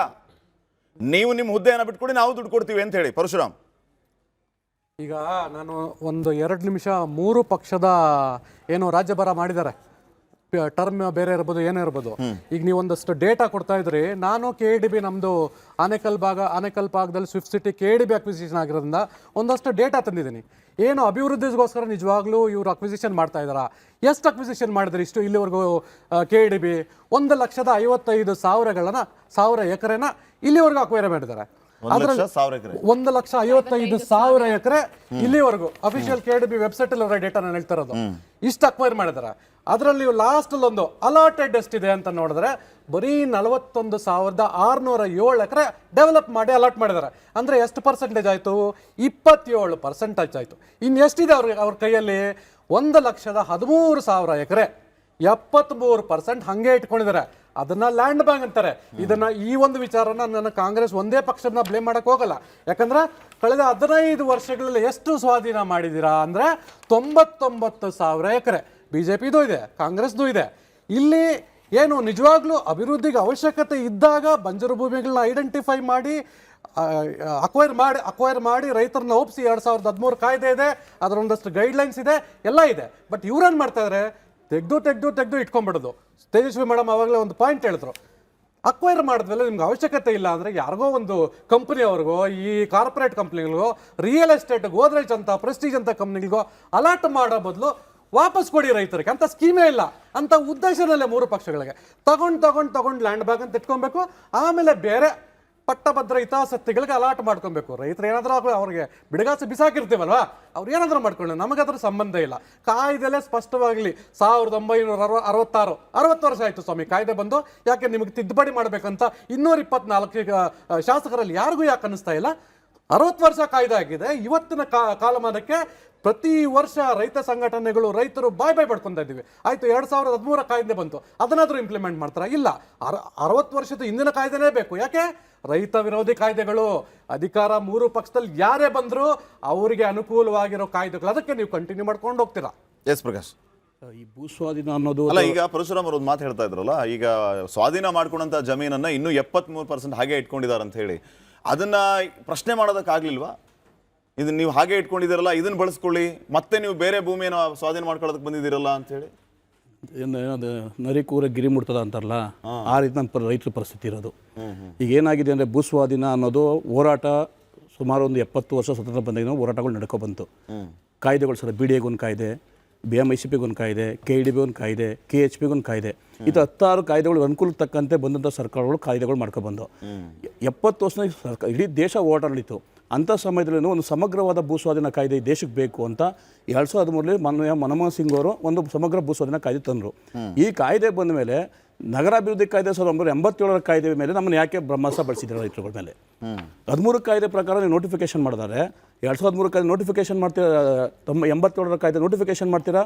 2013 ಕಾಯ್ದೆ ಏನೋ ಪುನರ್ವಸತಿ ಮತ್ತು ಪುನರ್ನಿರ್ಮಾಣ ಕಾಯ್ದೆನ ನಾವು ವಿನಾಯಿತಿ ಪಡ್ಕೋತೀವಿ ಸರ್ಕಾರಕ್ಕೆ. ಯಾಕೆ ವಿನಾಯಿತಿ ಪಡ್ಕೊಳ್ತೀರಾ? ಈ ವಿನಾಯಿತಿಯಿಂದ ಆಗೋ ರೈತರಿಗಾಗೋ ನಷ್ಟ ಏನು? ಅಲ್ಲಿರೋ ಹಸುಕರುಗಳ ಪರಿಸ್ಥಿತಿ ಏನಾಗುತ್ತೆ, ರೈತರ ಪರಿಸ್ಥಿತಿ ಏನಾಗುತ್ತೆ, ಹೈನುಗಾರಿಕೆ ಏನಾಗ್ಬೋದು, ರೇಷ್ಮೆ ಬೆಳೆಗಾರರು ಏನಾಗ್ಬೋದು, ತೋಟಗಳೇನಾಗ್ಬೋದು, ನೀರಾವರಿ ಮೇಲೆ, ಕೆರೆಗಳ ಮೇಲೆ, ಇದ್ರ ಮೇಲೆ ಏನು ಪರಿಣಾಮ ಬೀರುತ್ತೆ ಅನ್ನೋದನ್ನ ಸಮಗ್ರವಾಗಿ ಅಧ್ಯಯನ ಮಾಡಬೇಕು ಅಂತ 2013 ಕಾಯ್ದೆ ಸ್ಪಷ್ಟವಾಗಿರ್ಬೇಕಾದ್ರೆ ಅದನ್ನು ನೀವು ಯಾಕೆ ವಿನಾಯಿತಿ ಪಡ್ಕೊಂಡ್ರಿ? ನನ್ನ ಸರ್ಕಾರದ ಮೊದಲನೇ ಪ್ರಶ್ನೆ. ಇನ್ನು ತೇಜಸ್ವಿನಿ ಮೇಡಮ್ ಹೇಳ್ತಾರೆ ಸಿದ್ದರಾಮಯ್ಯವರು ಒಳ್ಳೆಯವರು, ಬಂದು ನೀವೇನು ಚರ್ಚೆ ಮಾಡಿ ಅಂತಾರೆ. ನಾವು ರಾಜ್ಯಪಾಲರಿಗೆ, ಮುಖ್ಯಮಂತ್ರಿಗೆ 2 ಬಾರಿ ಕೊಟ್ಟಿದ್ದೀವಿ, ಉಪಮುಖ್ಯಮಂತ್ರಿ ಮನವಿ ಕೊಟ್ಟಿದ್ದೀವಿ, ಶಾಸಕರಿಗೆ ಕೊಟ್ಟಿದ್ದೀವಿ, ಜಿಲ್ಲಾಧಿಕಾರಿ ಕೊಟ್ಟಿದ್ದೀವಿ, ಗ್ರೇಟರ್ ಬೆಂಗಳೂರು ಅಭಿವೃದ್ಧಿ ಪ್ರಾಧಿಕಾರ ಕೊಟ್ಟಿದ್ದೀವಿ, ಜೊತೆಗೆ ಆಕ್ಷೇಪಣೆಗಳು ಸಹ ಕೊಟ್ಟಿದ್ದೀವಿ. ಕಳೆದ 14 ತಿಂಗಳಿಂದ ಈಗ 15 ತಿಂಗಳು ನಡೀತಾ ಇದೆ ಹೋರಾಟಕ್ಕೆ. ಅಹೋರಾತ್ರಿ ಧರಣಿ, ರಸ್ತೆ ಪಕ್ಕ ನಮ್ಗೊಂದು ಪೆಂಡಲ್ ಹಾಕೋಕ್ಕೆ ಪರ್ಮಿಷನ್ ಕೊಡಲಿಲ್ಲ. ಒಂದು ಮರದ ಕೆಳಗಡೆ ಕೂತ್ಕೊಂಡು 14 ತಿಂಗಳು ಒಂದು ಬಿಸಿಲಂದೆ ಮಳೆಯಂದೆ ರೈತ ಮಹಿಳೆಯರು ಮಕ್ಕಳು ಧರಣಿ ಮಾಡಲ್ಲ. ಸರ್ಕಾರ ಒಂದು ದಿನ ಬಂದು ರೈತರ ಕಷ್ಟ ಸುಖ ಅಂತ ಕೇಳಿದಾರ? ಅಲ್ಲಿ ಹೆಣ್ಮಕ್ಳ ಕಷ್ಟ ಸುಖ ಅಂತ ಕೇಳಿದಾರ? ಅಲ್ಲಿ ಶೌಚಾಲಯ ಇದೆಯಾ? ಅಲ್ಲಿ ಭದ್ರತೆ ಇದೆಯಾ ಹೆಣ್ಮಕ್ಳುಗಳು ಕುತ್ಕೊಳ್ಳೋಕ್ಕೆ? ನಾಳೆ ಒಂದು ಅನಾಹುತ ಏನಾಗ್ಬೋದು ಅನ್ನೋದ್ರ ಬಗ್ಗೆ ಒಂದಿನ ಜಿಲ್ಲಾಡಳಿತ ಆಗ್ಬೋದು, ಸರ್ಕಾರದ ಪ್ರತಿನಿಧಿಗಳಾಗ್ಬೋದು, ಜನಪ್ರತಿನಿಧಿಗಳಾಗ್ಬೋದು ರೈತರ ಕಷ್ಟ ಸುಖ ಕೇಳಿದಾರ? ಇನ್ನು ನಗರೀಕರಣ ಬೇಕು ಅಂತೀರಾ? ಬೆಂಗಳೂರು ಸುತ್ತಮುತ್ತ ಬನ್ನಿ, ಕೆಂಪೇಗೌಡ ಎಷ್ಟು ಸೈಟ್ ಖಾಲಿ ಇದೆ? ಅರ್ಕಾವತಿ ಬಡಾವಣೆ ಏನಾಯಿತು, ಶಿವರಾಮಪುರದ ಬಡಾವಣೆ ಏನಾಯಿತು, ಸೂರ್ಯ ಸಿಟಿ ಏನಾಗಿದೆ, ಅಂಜನಾಪುರ ಏನಾಗಿದೆ, ಬೆವಿಡಿಯ ಲೇಔಟು, ಬನಶಂಕರಿ 6ನೇ ಅಂತ ಏನಾಗಿದೆ, ಇನ್ನು ತಾವರೆಕೆರೆ ಭಾಗ ಬಂದು ನಿಮ್ಮ ಹೌಸಿಂಗ್ ಬೋರ್ಡ್ ಲೇಔಟ್ಗಳು ಎಷ್ಟು ಎಕರೆ ಆಗಿದೆ, ಪ್ರೈವೇಟ್ ಸೊಸೈಟಿಗಳು ಲೇಔಟ್ಗಳು ಎಷ್ಟು ಲಕ್ಷ ಸೈಟ್ ಖಾಲಿವೆ, ಅಲ್ಲೇ ಮೂಲಭೂತ ಸೌಕರ್ಯ ಕೊಡಿ, ಅಲ್ಲೇ ಜನಗಳು ಮನೆ ಕಟ್ಟೋಕ್ಕೆ ಅವಕಾಶ ಕೊಡಿ. ಯಾಕೆ ಈ ಥರ ನೀರಾವರಿ ಭೂಮಿಗಳು ಕಿತ್ಕೊಂಡು ರೈತರುಗಳನ್ನ ಯಾಕೆ ಗೋಳಿಕೋತೀರಾ ಇವು? ನೋಡಿ ಸರ್, ಭೂ ಸ್ವಾಧೀನ ಅನ್ನೋ ವಿಚಾರದಲ್ಲಿ ಒಂದೇ ನಾಣ್ಯದ 2 ಮುಖಗಳು 3 ಪಕ್ಷಗಳು. ಅವ್ರ ಅಧಿಕಾರಕ್ಕೆ ಬಂದಾಗ ಒಂದು ಮಾತಾಡ್ತಾರೆ, ವಿರೋಧ ಪಕ್ಷ ಕೂತ್ಕೊಂಡು ಮಾತಾಡ್ತಾರೆ. ನಾವು ರೈತರುಗಳು ಯಾವುದೇ ಕಾರಣಕ್ಕೂ ಹೇಳ್ತೀವಿ, ನಾವು 3 ಪಕ್ಷ ನಾವು ಈ ವಿಚಾರದಲ್ಲಿ ರೈತರ ವಿಚಾರದಲ್ಲಿ ಯಾರು ಅಂತ ಒಂದು ಒಳ್ಳೆಯ ಅಭಿಪ್ರಾಯಗಳು ನಾವು ಮುಖ್ಯಮಂತ್ರಿಗೆ 2 ಬಾರಿ ಕೊಟ್ಟು ಕಾಲು ಮುಗಿದಿದ್ವಿ. ಕಾಲು ಮುಕ್ಕೊಂಡು ನಮ್ಗೆ ಏನು ಅನಿಸ್ಲಿ, ನಾವು ಅವರು ಒಂದು ರೈತ ಸಂಘದಿಂದ ಬಂದು ಅಂತ ಹೇಳಿದ್ರು ಮುಖ್ಯಮಂತ್ರಿ ಒಂದು ಇಂಟರ್ವ್ಯೂಲಿ. ನಾವು ಕಾಲು ಹಿಡ್ಕೊಂಡು ಅಷ್ಟು ಸಲ ಹಾಕೊಂಡು ರೈತರುಗಳು ಕಾಲು ಹಿಡ್ಕೊಂಡ್ರು ನಮ್ಗೆ ಒಂದು ಮನವಿಗೆ ಅಟ್ಲೀಸ್ಟ್ ಒಂದೇ ಒಂದು ಏನಪ್ಪ ನಿಮ್ಮ ಕಷ್ಟ ಅಂತ ಹೇಳಿ ಅವ್ರು ಸರ್ಕಾರನ ಒಂದು 14 ತಿಂಗಳ ಒಂದು ಪ್ರಶ್ನೆ ಕೇಳಿ ರೈತನ ಉಪವಾಸ ಸತ್ಯಾಗ್ರಹ ಮಾಡಿದ್ವಿ ಸರ್. 2 ದಿನ ಊಟ ನೀರಿದೆ, ರೈತ ಬಂದು ಜಿಲ್ಲಾಡಳಿತದಲ್ಲಿ ಸರ್ಕಾರ ಬಂದು ಕೇಳಿಲ್ಲ. ಜೊತೆಗೆ ನಾವು 3 ಜನ ವಿಷ ಕುಡಿಯೋ ಪ್ರಯತ್ನ ಆಯಿತು ಒಂದು ಸಭೆಯಲ್ಲಿ, ಆತ್ಮಹತ್ಯೆ ಮಾಡ್ಕೊಳ್ಳೋ ಓಡಾಡ್ತಾರಲ್ರಿ. ಹೆಸರಿಗೆ ಮಾತ್ರ ಸುಶಾಲು. ಯಾರಾದ್ರೂ ನೋಡಿ, ಈಗ ರೈತರ ದಿನಾಚರಣೆಗೆ ತುಂಬಾ ಚೆನ್ನಾಗಿ ಪೋಸ್ಟ್ ಹಾಕಿದ್ರು, ನಾವು ನೋಡಿದ್ವಿ, ತುಂಬಾ ಖುಷಿ ಪಟ್ವಿ. ರೈತರ ಬಗ್ಗೆ ಎಷ್ಟು ಕಾಳಜಿ ಇದೆ ಅಂತ. ಅದೇ ಬಿಡದಿ ರೈತರಲ್ಲಿ ಹೋದಾಗ DK ಶಿವಕುಮಾರ್ ಅವ್ರು ಕೇಳಿದ್ರು, ನಿಮ್ಮ ಕೈಯಲ್ಲಿ ಧಿಕ್ಕಾರ ಹಾಕೋದು ಬಿಟ್ರೆ ಬೇರೆ ಏನೂ ಆಗೋದಿಲ್ಲ ಅಂತ ಹೇಳಿದ್ರು. ತುಂಬಾ ಚೆನ್ನಾಗಿ ಹೇಳಿದ್ರು. ಕರೆಕ್ಟ್, ನಮ್ ಕೈಲಿ ಆಗೋದಿಲ್ಲ, ನಾವೇ ಬೀದಿಗೆ ಬಂದ್ರೆ ರಾಜ್ಯ ಸ್ತಬ್ಧ ಆಗ್ಬಿಡುತ್ತೆ, ಏನ್ ಮಾಡ್ತೀರಾ? ಒಬ್ಬ ವಿರೋಧ ಪಕ್ಷ ನಾಯಕರನ್ನ ಕೇಳ್ತಾರೆ ನಮ್ಮ DK ಸಾಹೇಬ್ರು, you want to show my ತಾಕತ್ ಅಂತ ಕೇಳ್ತಾರೆ. ನಾವು ಅವ್ರನ್ನ ಕೇಳ್ತೀವಿ, ಸರ್ ನಿಮ್ ತಾಕತ್ತಿದ್ರೆ ರೈತರ ಭೂಮಿಗಳನ್ನ ಬಿಟ್ಕೊಡ್ವಿ ಸರ್, ನಾವು ನಿಮ್ಗೆ ದೊಡ್ಡ ಶಿಲಾ ವಿಗ್ರಹನ ಕಟ್ತೀವಿ, ನಾವು ನೆಕ್ಸ್ಟ್ ನಿಮ್ನ ಮುಖ್ಯಮಂತ್ರಿಗಳನ್ನಾಗಿ ಮಾಡ್ತೀವಿ ಅಂತ ಹೇಳಿಕ್ಕೆ ಇಷ್ಟಪಡ್ತೀನಿ. ಇದೇ ಈಗ ಗ್ಯಾಸ್ ಎಷ್ಟು ಕಷ್ಟ ಆಗ್ತಿದೆ. ಆಯ್ತು, ಬೆಂಗಳೂರಿನ ಹೊರಗಡೆ ಜನಗಳನ್ನ ನಾವೇನ್ ಮಾಡ್ತಾ ಇದೀವಿ, ಎಲ್ಲೋ ಸೌದೆ ಏನೋ ಮಾಡ್ಕೊಳ್ತಾ ಇದೀವಿ. ಆದ್ರೆ ಬೆಂಗಳೂರಿನ ಅಭಿವೃದ್ಧಿ ಬೇಕು ಅಂತ ಹೇಳಿದ್ರು ನಮ್ಮ ಮೇಡಮ್ ಅವರು. ನಾನು ಅದಕ್ಕೆ ವಿರೋಧಿಗಳಲ್ಲ, ಆದ್ರೆ ಬೆಂಗಳೂರು ಅಭಿವೃದ್ಧಿ ಬೇಕು. ಬೆಂಗಳೂರು ಹೇಗಿತ್ತು? ಗಾರ್ಡನ್ ಸಿಟಿ ಆಗಿತ್ತು. ನಂತರ ಏನಾಯ್ತು? ಸಿಲಿಕಾನ್ ಸಿಟಿ ಆಯ್ತು. ಈಗ ಏನಾಗಿದೆ? ಗಾರ್ಬೇಜ್ ಸಿಟಿ ಆಗಿದೆ. ನೆಕ್ಸ್ಟ್ ಏನಾಗಿದೆ? ಈಗ ಗುಂಡಿಗಳ ಸಿಟಿ. ಇದೇ ಅಭಿವೃದ್ಧಿನ? ಈಗ ನಾವು ರೈತರು ಏನಾದ್ರೂ ಒಂದು ನಮ್ಮ ತೋಟದಲ್ಲಿ ಚಿಕ್ಕ ಪುಟ್ಟ ಮನೆ ಆಗ್ಲಿ, ಇಲ್ಲ ನಮ್ಮ ಬೋರ್ಗೆಲ್ ಪಂಪ್ಗಳಿಗೆ ಕರೆಂಟ್ ಬೇಕಂದ್ರೆ ಮೀಟರ್ ಹಾಕ್ತಿದ್ದಾರೆ. ನೀವೇನ್ ಹೇಳಿದ್ರಿ? ನಾವು ಗೃಹ ಜ್ಯೋತಿ ಕೊಟ್ವಿ, ಫ್ರೀ ಭಾಗ್ಯ, ನಿಮ್ಗೆ ಕರೆಂಟ್ ಫ್ರೀ ಅಂತ ಹೇಳಿದ್ರಿ. ಅದನ್ನ 2ರಷ್ಟು ಬಿಲ್ ಹಾಕಿ ನಮ್ಮ ಮೇಲೆ ಬರೆ ಹಿಡಿತಾ ಇದ್ದೀರಾ, ಆಯ್ತಾ? ಇನ್ನೊಂದು, ಚರಂಡಿಗಳ ವ್ಯವಸ್ಥೆ ಇಲ್ಲ ನಮ್ಮಲ್ಲಿ. ನಮ್ಮ ಯಾರು ಇವರು ಹೇಳಿ, ಕೃಷ್ಣ ಬೈರೇಗೌಡ ಹೇಳಿದ್ರು, ನೀವು ಇರೋದಕ್ಕೊಂದು ಮನೆ ಕಟ್ಕೊಡಿ, ಬೇಕಾದಾದ್ರ ಮೇಲೆ ಇನ್ನೊಂದು ಮನೆ ಕಟ್ಕೊಡಿ, ಸಾಕು, ಅಷ್ಟು ಮೇಲೆ ನಮ್ಗೆ ಚರಂಡಿ ವ್ಯವಸ್ಥೆಗಳು ಮಾಡ್ಲಿಕ್ಕೆ ಆಗಲ್ಲ, ಸ್ಯಾನಿಟರಿ ಇದೆಲ್ಲ ಮಾಡ್ಲಿಕ್ಕೆ ನಮ್ಮ ಹತ್ರ ದುಡ್ಡಿಲ್ಲ ಅಂತ ಹೇಳಿದ್ರು. ತುಂಬಾ ಚೆನ್ನಾಗಿ ಹೇಳಿದ್ರು. ಇಷ್ಟೆಲ್ಲ ಮಾಡ್ಲಿಕ್ಕೆ ಆಗಿಲ್ಲ ಅಂದ್ರೆ ನಮ್ಮ ಭಾಗದಲ್ಲಿ ಬಂದು ನೀವು ಶಿಫ್ಟ್ ಸಿಟಿ, ಆ ಸಿಟಿ, ಈ ಸಿಟಿಗಳು ಕಟ್ತೀರ, ಇವ್ರಿಗೆಲ್ಲ ಎಲ್ಲಿಂದ ತರ್ತೀರಾ? ಅಲ್ವಾ? ಈಗ ಬೆಂಗಳೂರು ಜನತೆಗೆ ತಿಂಡಿ ಇಲ್ಲ ಅಂದ್ರೆ ಹೋಗಿ ನಾವು ಸುತ್ತಮುತ್ತ ಹಳ್ಳಿಗಳಲ್ಲಿ ಏನೋ ನಮ್ಮಲ್ಲಿ ಏನಿದೆಯೋ ನಾವು ಕೊಟ್ಕೊಳ್ಳಿ. ಈಗ ಕರೋನಾ ಟೈಮಲ್ಲಿ ಎಷ್ಟೋ ಜನ ಬೆಂಗಳೂರನ್ನು ಬಿಟ್ಟು ಬೈಕೊಂಡು ಹೋದ್ರು, ಅಂತವ್ರಿಗೋಸ್ಕರ ನೀವು ಬೆಂಗಳೂರಿನ ಭದ್ರತೆ ಯಾಕೆ ಮಾಡ್ತಾ ಇದ್ದೀರಾ? ನಾವು ಇಲ್ಲಿ ಹುಟ್ಟಿ ಬೆಳೆದವರು ರೈತರು, ನಾವೆಲ್ಲ ಹೋಗ್ಬೇಕು? ಬೆಂಗಳೂರು ಬೆಳಿಬೇಕು, ನಾವು ಬೇಡ ಅಂತ ಹೇಳಲ್ಲ. ಹಂಗಾದ್ರೆ ನಾವು ಬೆಂಗಳೂರು ರೈತರೆಲ್ಲ ಹೋಗ್ಬೇಕು? ನಾವು ಕೇಳಿದ್ವಾ ನಿಮ್ಮನ್ನ? ಗ್ರೀನ್ ಝೋನ್ ಇರೋದನ್ನ ಚೇಂಜ್ ಮಾಡಿ ಅಂತ ನಾವು ಕೇಳಿದ್ವಾ ನಿಮ್ಮನ್ನ? ಬಿಲ್ಡಿಂಗ್ ಕಟ್ಟಿ ಅಂತ ನಾವು ಕೇಳಿದ್ವಾ? ಅಪಾರ್ಟ್ಮೆಂಟ್ ಕಟ್ಟಿ ಅಂತ ನಾವು ಕೇಳಿದ್ವಾ? ಯಾರಿಗೆ ಕೇಳಿದ್ದು? 3 ಪಕ್ಷಗಳ ನಾನು ಕೇಳ್ತಾ ಇದ್ದೀನಿ. ಇವತ್ತು 3 ಪಕ್ಷದ ಇಲ್ಲಿ ಕೇಳಿದಿರ. ಬೀದಿಯಲ್ಲಿ ನಾವು ಫ್ರೀಡಂ ಪಾರ್ಕ್ ಅಲ್ಲಿ ಬಂದು ಕುತ್ಕೊಂಡು ಒಂದು ಪಕ್ಷದವರು ಬಂದು ನಮ್ಮ ಪರ ಮಾತಾಡ್ಲಿಲ್ಲ. ಯಾಕೆ? ವಿಧಾನಸೌಧದಲ್ಲಿ ಮಾತಾಡ್ಲಿಕ್ಕೆ ಯಾವುದೇ ಒಂದು ಪಕ್ಷದಲ್ಲಿ ಬಾಯಿ ಬಂದಿಲ್ವಾ ನಿಮ್ಗೆಲ್ಲ? ಬೇರೆ IPL ಟಿಕೆಟ್ ಬಗ್ಗೆ ವಿಧಾನಸೌಧ ಸದನದಲ್ಲಿ ಡಿಸ್ಕಸ್ ಮಾಡುವಾಗ ಯಾಕೆ ರೈತರ ಬಗ್ಗೆ ಮಾತಾಡ್ಲಿಕ್ಕೆ ಆಗೋದಿಲ್ವಾ? ದಿನಕ್ಕೆ 3 ಹೊತ್ತು ಊಟ ಆಗ್ತಿರೋದು ನಾವ್ರಿ. ನಾವು ಊಟ ಆಗ್ಲಿಲ್ಲ ಇಲ್ಲದ್ರೆ ಎಲ್ಲಿ ಹೋಗ್ತಾರೆ? ಇವತ್ತು ಗ್ಯಾಸ್ ಇಲ್ಲ ಅಂತ ಬಾಯಿ ಮಾಡ್ಕೊಳ್ತಾ ಇರೋ ಸರ್ಕಾರಗಳೇ ಆಗ್ಲಿ, ಬೇರೆ ಪಕ್ಷಗಳೇ ಆಗ್ಲಿ, ಎಲ್ಲಿಂದ ತರ್ತಿರೋ ಊಟ? ಅಂದ್ರೆ ದುಡ್ಡಿರೋರು ಮಾತ್ರ ಬದುಕಬೇಕಾ? ನಾವೆಲ್ಲ ಬದುಕೋ ಹೋಗಿಲ್ವಾ? ಅದೇ ಬಡವ್ರಿಗೆಲ್ಲ ಊಟ ಎಲ್ಲಿಂದ ತಂದ್ಕೊಡ್ತೀರಾ? ಎಲ್ಲಿಂದ ತಂದ್ಕೊಡ್ತೀರಾ ಹೇಳಿ? ನಮ್ಗೆ ಕುಡಿಯೋದಕ್ಕೆ ನೀರಿಲ್ಲ, ಕಾರ್ಖಾನೆಗಳಿಗೆ ಶುದ್ಧ ನೀರು ಎಲ್ಲಿಂದ ತಂದ್ಕೊಡ್ತೀರಾ? ನಮ್ಮ ಕೆರೆಗಳಿಗೆ ಕಲುಷಿತ ನೀರು ಕೊಟ್ಟಿದ್ದೀರಾ. ಅಂತ ಕಲುಷಿತ ನೀರಲ್ಲಿ ಬಂಗಾರದ ಬೆಳೆ ಬೆಳೀತಾ ಇದೀವಿ ನಾವು ಇವತ್ತು. MB ಪಾಟೀಲ್ ಯಾವುದೋ ಒಂದು ಮಾಡರ್ನ್ ಫೋಟೋ ಇಟ್ಕೊಂಡು ಹಾಕಿದ್ದಾರೆ. ನಮ್ಮ ಭಾಗಕ್ಕೆ ಬನ್ನಿ, ಬಿಡದಿ ಭಾಗ ಮಲೆನಾಡಾಗಿ ಮಾಡಿದ್ದಾರೆ ಅವರು. ನಮ್ಮ ಊರಿಗೆ ಬನ್ನಿ, ಆನೇಕಲ್ ಭಾಗದಿಂದ ಹೂಗಳು ಎಕ್ಸ್ಪೋರ್ಟ್, ತರಕಾರಿಗಳ ಎಕ್ಸ್ಪೋರ್ಟ್ ಯಾವ ರೀತಿ ಮಾಡ್ತಾ ಇದೀವಿ ಗೊತ್ತಾ? ನಾವು ಬೆಳಿತಾ ಇದೀವ್ರಿ ಬೆಳೆಗಳನ್ನ. ಕೊಡ್ರಿ ನಮಗೆ ಇಂಥ ಭಾಗ್ಯಗಳನ್ನ, ನಾವು ಕಟ್ಟಿ ತೋರಿಸ್ತೀವಿ ಬೆಂಗಳೂರ್ನ. ಇದು ಬಿಟ್ಟು ನೀವು ಬಿಲ್ಡಿಂಗ್ ಕಾಂಕ್ರೀಟೀಕರಣ ಮಾಡೋದಕ್ಕಲ್ಲ. ಇವತ್ತು ಏನಾದ್ರೂ ಊಟ ಇಲ್ಲ ಅಂದ್ರೆ ಮಣ್ಣು ತಿನ್ಲಿಕ್ಕೆ ಹೋಗಿ ನೀವು ರಸ್ತೆಗಳಲ್ಲಿ ನೋಡಿ, ಎಲ್ಲ ಕಾಂಕ್ರೀಟ್, ಏನ್ ತಿನ್ಲಿಕ್ಕೆ ಆಗುತ್ತೆ? ಮಣ್ಣು ತಿನ್ನೋದಕ್ಕೂ ಆಗ್ತಿಲ್ಲ ನಿಮ್ ಕೈಯಲ್ಲಿ. ಇಂಥ 4 ಸರ್ಕಾರಗಳು, ನಾನು 3 ಸರ್ಕಾರಗಳಿಗೆ ಹೇಳ್ತೀನಿ ಸರ್, ನಮ್ಮ ರೈತರ ಬಗ್ಗೆ ನೀವು ವಿಧಾನಸೌಧದಲ್ಲಿ ಚರ್ಚೆ ಮಾಡೋದು ಬಿಟ್ಟು ಬೇರೆ ಚರ್ಚೆಗಳನ್ನ ಮಾಡಿ ನೀವು ಯಾವ ಕಾರಣಕ್ಕೆ ನೀವು ರಾಜಕೀಯ?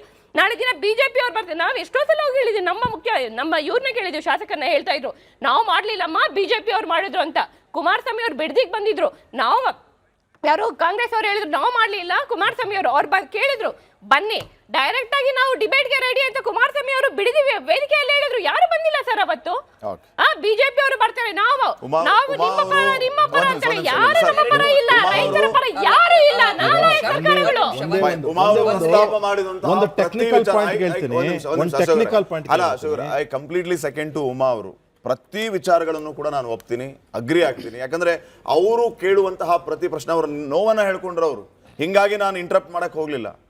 ಈ ಮೂಲಕ ಅವರು ನೋವನ್ನ ಇಡೀ ರಾಜ್ಯದ ಮುಂದೆ ಇಟ್ಟಿದ್ದಾರೆ. ಅಧಿಕಾರದಲ್ಲಿರುವಂತಹ ಕಾಂಗ್ರೆಸ್ ಪಾರ್ಟಿಯ ಪ್ರವಕ್ತಾರರು ಈಗ ನಮ್ಮ ಜೊತೆ ಇದ್ದಾರೆ, ಉತ್ತರ ಕೊಡ್ಲಿ ತೇಜಸ್ವಿನಿ. ಖಂಡಿತ ಉಮಾ ಅವರ ನೋವು ಎಲ್ಲರೂ, ಈ ರಾಜ್ಯದಲ್ಲಿರುವ ಪ್ರತಿಯೊಬ್ಬ ರಾಜಕಾರಣಿ ಕೂಡ ಒಬ್ಬ ರೈತನ ಮೂಲದಿಂದ ಬಂದಿರತಕ್ಕಂಥ ರೈತನ ಮಗನೋ ಮೊಮ್ಮಗನೋ ಆಗಿರ್ತಾರೆ.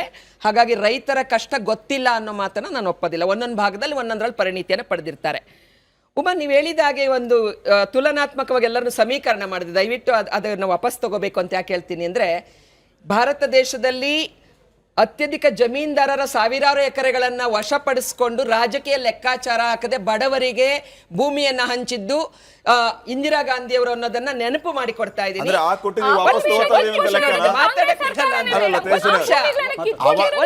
ಇಷ್ಟೊತ್ತು ನಾನು ಕೇಳಿಸ್ಕೊಂಡಿದ್ದೀನಲ್ಲಪ್ಪ, ನನ್ನ ಒಂದು ಕೇಳಿಸ್ಕೋಬೇಕಾ, ಒಂದು ನ್ಯಾಷನಲ್ ಪಾರ್ಟಿ ನಮ್ಮ ವಿಚಾರಧಾರೆ ಕೇಳಿಸ್ಕೊಳ್ಳಿ ಅಂತ. ಎರಡನೇದು, ಭಾರತದ ಪಾರ್ಲಿಮೆಂಟಿನಲ್ಲಿ ಆಹಾರ ಭದ್ರತೆ ಕಾಯ್ದೆಯನ್ನ ತಂದಂಥವರು, ಮಂಡಿಸಿದಂಥವ್ರು ಶ್ರೀಮತಿ ಸೋನಿಯಾ ಗಾಂಧಿ. ಬಡವ ಆದ ಮಾತ್ರ ಕಸುವಿನಿಂದ ಸಾಯಬಾರ್ದು, ಏನು ಅನ್ನದಾತ ರೈತ, ಜೈ ಜವಾನ್ ಜೈ ಕಿಸಾನ್ ಅಂತ ಹೇಳಿದವರು. ಜವಾನ್ ಈ ದೇಶಕ್ಕೆ ಎಷ್ಟು ಮುಖ್ಯನೋ ಕಿಸಾನ್ ಕೂಡ ಅಷ್ಟೇ ಮುಖ್ಯ ಅಂತ ಹೇಳಿದವರು ಸನ್ಮಾನ್ಯ ಲಾಲ್ ಬಹದ್ದೂರ್ ಶಾಸ್ತ್ರಿ ಅವರು. ಗಾಂಧೀಜಿಯವರ ಗ್ರಾಮ ಸ್ವರಾಜ್ಯದ ಕಲ್ಪನೆಯಲ್ಲಿ ರಾಜಕಾರಣ ಮಾಡ್ತಾ ಬಂದಿರತಕ್ಕಂಥ ಕಾಂಗ್ರೆಸ್ ಪಾರ್ಟಿ ಬ್ಯಾಂಕ್ಗಳ ರಾಷ್ಟ್ರೀಕರಣ ಮಾಡಿದ್ದು ಕಟ್ಟಕಡೆಯ ಮನುಷ್ಯನಿಗೆ ಜಮೀನು ಎಷ್ಟಿದೆ, ಬಂಗಾರ ಎಷ್ಟಿದೆ ಅಂತ ಕೇಳಿ ಸಾಲ ಕೊಡ್ತಕ್ಕಂಥದ್ದಲ್ಲ. ಹಾಗಾಗಿ ಇವತ್ತಿನ ಒಂದು ಕೆಲವು ವಿಚಾರಗಳನ್ನು ಇಟ್ಟುಕೊಂಡು ದಯವಿಟ್ಟು ಇಷ್ಟು ಒಳ್ಳೆ ಕಾರ್ಯಗಳನ್ನು ಮಾಡಿರ್ತಕ್ಕಂಥ ಪಾರ್ಟಿಯ ಬಗ್ಗೆ ನಂಬಿಕೆ ಇಟ್ಕೊಳ್ಳಿ ಅನ್ನೋದನ್ನ ಒಂದು ಮಾತನ್ನು ಹೇಳ್ತಾ ಇದ್ದೀನಿ. ಎರಡನೇದು, ಡಿ ಕೆ ಶಿವಕುಮಾರ್ ಅವ್ರ ಬಗ್ಗೆ ವೈಯಕ್ತಿಕವಾಗಿ ತಾವು ಟೀಕೆಯನ್ನು ಮಾಡಿದ್ರಿ. ಯಾವ ಸನ್ನಿವೇಶದಲ್ಲಿ ಯಾವ ಮಾತಿಗೆ ಯಾರು ಏನಂದು ಆ ರೀತಿ ವರ್ತಿಸಿದ್ರು ನನಗೆ ಗೊತ್ತಿಲ್ಲ. ಆದ್ರೆ ಒಂದು, ಡಿ ಕೆ ಅವರು ವೈಯಕ್ತಿಕವಾಗಿ ಟೀಕೆ ಮಾಡಿಲ್ಲ ತೇಜಸ್ವಿನಿ ಅವರೇ. ಉಪಮುಖ್ಯಮಂತ್ರಿಯಾಗಿ ಬಂದು ಅಲ್ಲಿ ಪ್ರತಿಭಟನೆ ಮಾಡ್ತಾ ಇದ್ದ ರೈತರಿಗೆ ಅವರು ಪ್ರಶ್ನೆ ಮಾಡಿದ್ರು, ಅದನ್ನ ಹೇಳಿದ್ದಾರೆ ಅವರು. ದಯವಿಟ್ಟು ಸಮಯದ ಅಭಾವ ಇದೆ, ಕೊನೆಯ 3 ನಿಮಿಷ ಮಾತ್ರ ನಂಗಿರೋದು,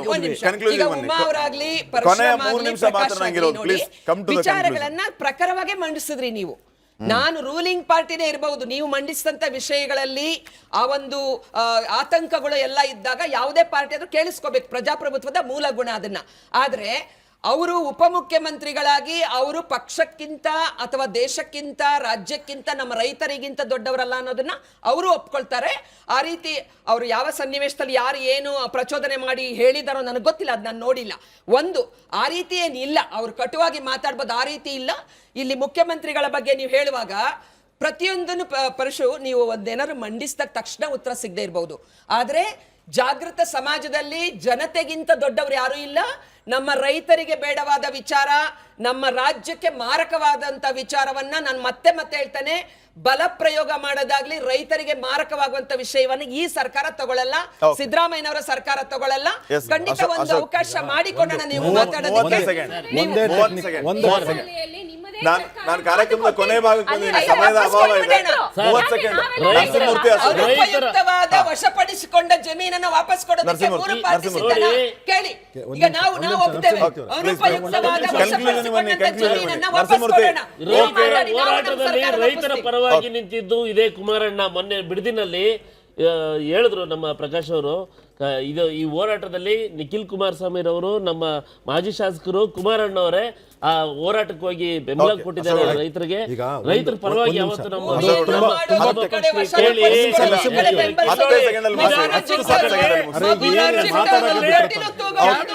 ಸಮಯದ ಅಭಾವ ಇದೆ, ಪ್ಲೀಸ್ ಸಮಯದ ಅಭಾವ ಇದೆ, ಸಮಯದ ಅಭಾವ ಇದೆ.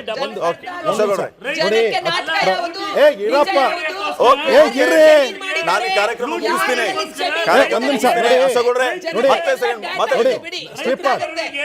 ನಿಮ್ಮ ಆಟೋ ಏನಿಲ್ಲ, ಪ್ಲೀಸ್ ನಿಮ್ಮ ಆಟೋ ಏನಿಲ್ಲ.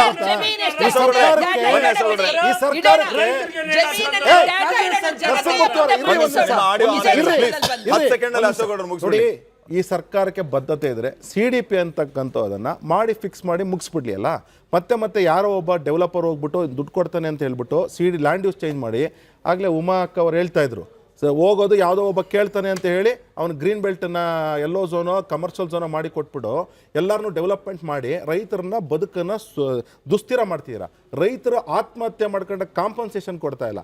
ಇದೆಲ್ಲದ್ರ ಜೊತೆಗೆ ನಿಮ್ಮ ಸರ್ಕಾರದ ವಿಷನ್ ಸ್ಟೇಟ್ಮೆಂಟ್ ಏನು related to urban development, related to ರೈತ, ದಯವಿಟ್ಟು ಸಹ ಸ್ಪಷ್ಟೀಕರಣ ಮಾಡಿ ಒಂದು ವೈಟ್ ಪೇಪರ್. ಥ್ಯಾಂಕ್ ಯು ಎಲ್ಲರಿಗೂ ಧನ್ಯವಾದ. ಸಾಕಷ್ಟು ವಿಚಾರಗಳ ಬಗ್ಗೆ ಚರ್ಚೆಯನ್ನು ಮಾಡಿದ್ವಿ. ರೈತರಿಗೆ ಕ್ಷಮೆ ಇರಲಿ, ಸಮಯದ ಅಭಾವ ಇದೆ. Thank you very much. ಎಲ್ಲರಿಗೂ ಧನ್ಯವಾದ. ನಮ್ಮ ಆಶಯ ಏನಂತಂದ್ರೆ ದಯವಿಟ್ಟು ರೈತರ ನೋವಿಗೆ ನೀವೆಲ್ಲರೂ ಕೂಡ ಅಧಿಕಾರದಲ್ಲಿರುವಂಥವ್ರು ಸ್ಪಂದಿಸಿ. ಈಗಷ್ಟೇ ನಮ್ಮ ರೈತ ಮುಖಂಡರು ಹೇಳ್ತಾ ಇದ್ರು, ನಾವು ಎಷ್ಟು ದಿನಗಳಿಂದ ಹೋರಾಟ ಮಾಡ್ತಾ ಇದ್ದೀವಿ, ನಮ್ಮನ್ನು ಯಾರು ಕ್ಯಾರೆ ಅಂತ ಇಲ್ಲ ಅನ್ನುವಂಥದ್ದು ಬಹಳ ಬೇಸರದ ಸಂಗತಿ. ದಯವಿಟ್ಟು ರೈತರ ಕಣ್ಣೀರನ್ನು ಒರೆಸುವಂತಹ ಕೆಲಸ ಆಗಲಿ. ಇನ್ನು ಪೋಲ್ ಕ್ವಶನ್ ಅನ್ನ ಕೇಳಿದ್ವಿ. ಪೋಲ್ ಕ್ವಶನ್ ಬಗ್ಗೆ ಯಾವ ರೀತಿ ಆನ್ಸರ್ ಬಂದಿದೆ ಅನ್ನೋದನ್ನ ನಾವು ನೋಡ್ತಾ ಹೋಗೋಣ. ನೋಡಿ, ಸರ್ಕಾರ ಅಭಿವೃದ್ಧಿ ಹೆಸರಲ್ಲಿ ರೈತರ ಭೂಮಿ ಸ್ವಾಧೀನ ಮಾಡ್ಕೊಳ್ಳೋದು ಸರಿನಾ ಅನ್ನುವಂಥದ್ದು ವಿಚಾರಕ್ಕೆ ಸಂಬಂಧಪಟ್ಟಂತೆ ತಪ್ಪು ಅಂತ 60% ಜನ ಹೇಳ್ತಾ ಇದ್ದಾರೆ. 65% ಜನ ತಪ್ಪು, ಸರ್ಕಾರ ಈ ರೀತಿ ಮಾಡಬಾರ್ದು ಅಂತ ಜನ ಹೇಳ್ತಾ ಇದ್ದಾರೆ. ಇನ್ನ ಸರಿ ಇದೆ ಸರ್ಕಾರ ಮಾಡ್ತಾ ಇರೋದು ಅಂತ 32% ಜನ ಹೇಳ್ತಾ ಇದ್ದಾರೆ. ಇದು ಇವತ್ತಿನ ಪೋಲ್ ರಿಸಲ್ಟ್. ವೀಕ್ಷಕರೇ, ಮತ್ತೊಮ್ಮೆ ನಮ್ಮ ಆಶಯ ಇಷ್ಟೇ, ದಯವಿಟ್ಟು ರೈತರಿಗೆ ನೋವನ್ನ ಕೊಡಬೇಡಿ, ರೈತರಿಗೋಸ್ಕರ ಸರ್ಕಾರ ಇರಲಿ ಅನ್ನೋಂಥ ಮಾತನ್ನು ಹೇಳ್ತಾ ಈ ಮಹಾಭಾರತ ಚರ್ಚೆಯನ್ನು ಮುಗಿಸ್ತಾ ಇದ್ದೀವಿ. ನೋಡ್ತಾ ಇರಿ ರಿಪಬ್ಲಿಕ್ ಕನ್ನಡ, ಇದು ನಿಮ್ಮ ಧ್ವನಿ. ನಮಸ್ಕಾರ.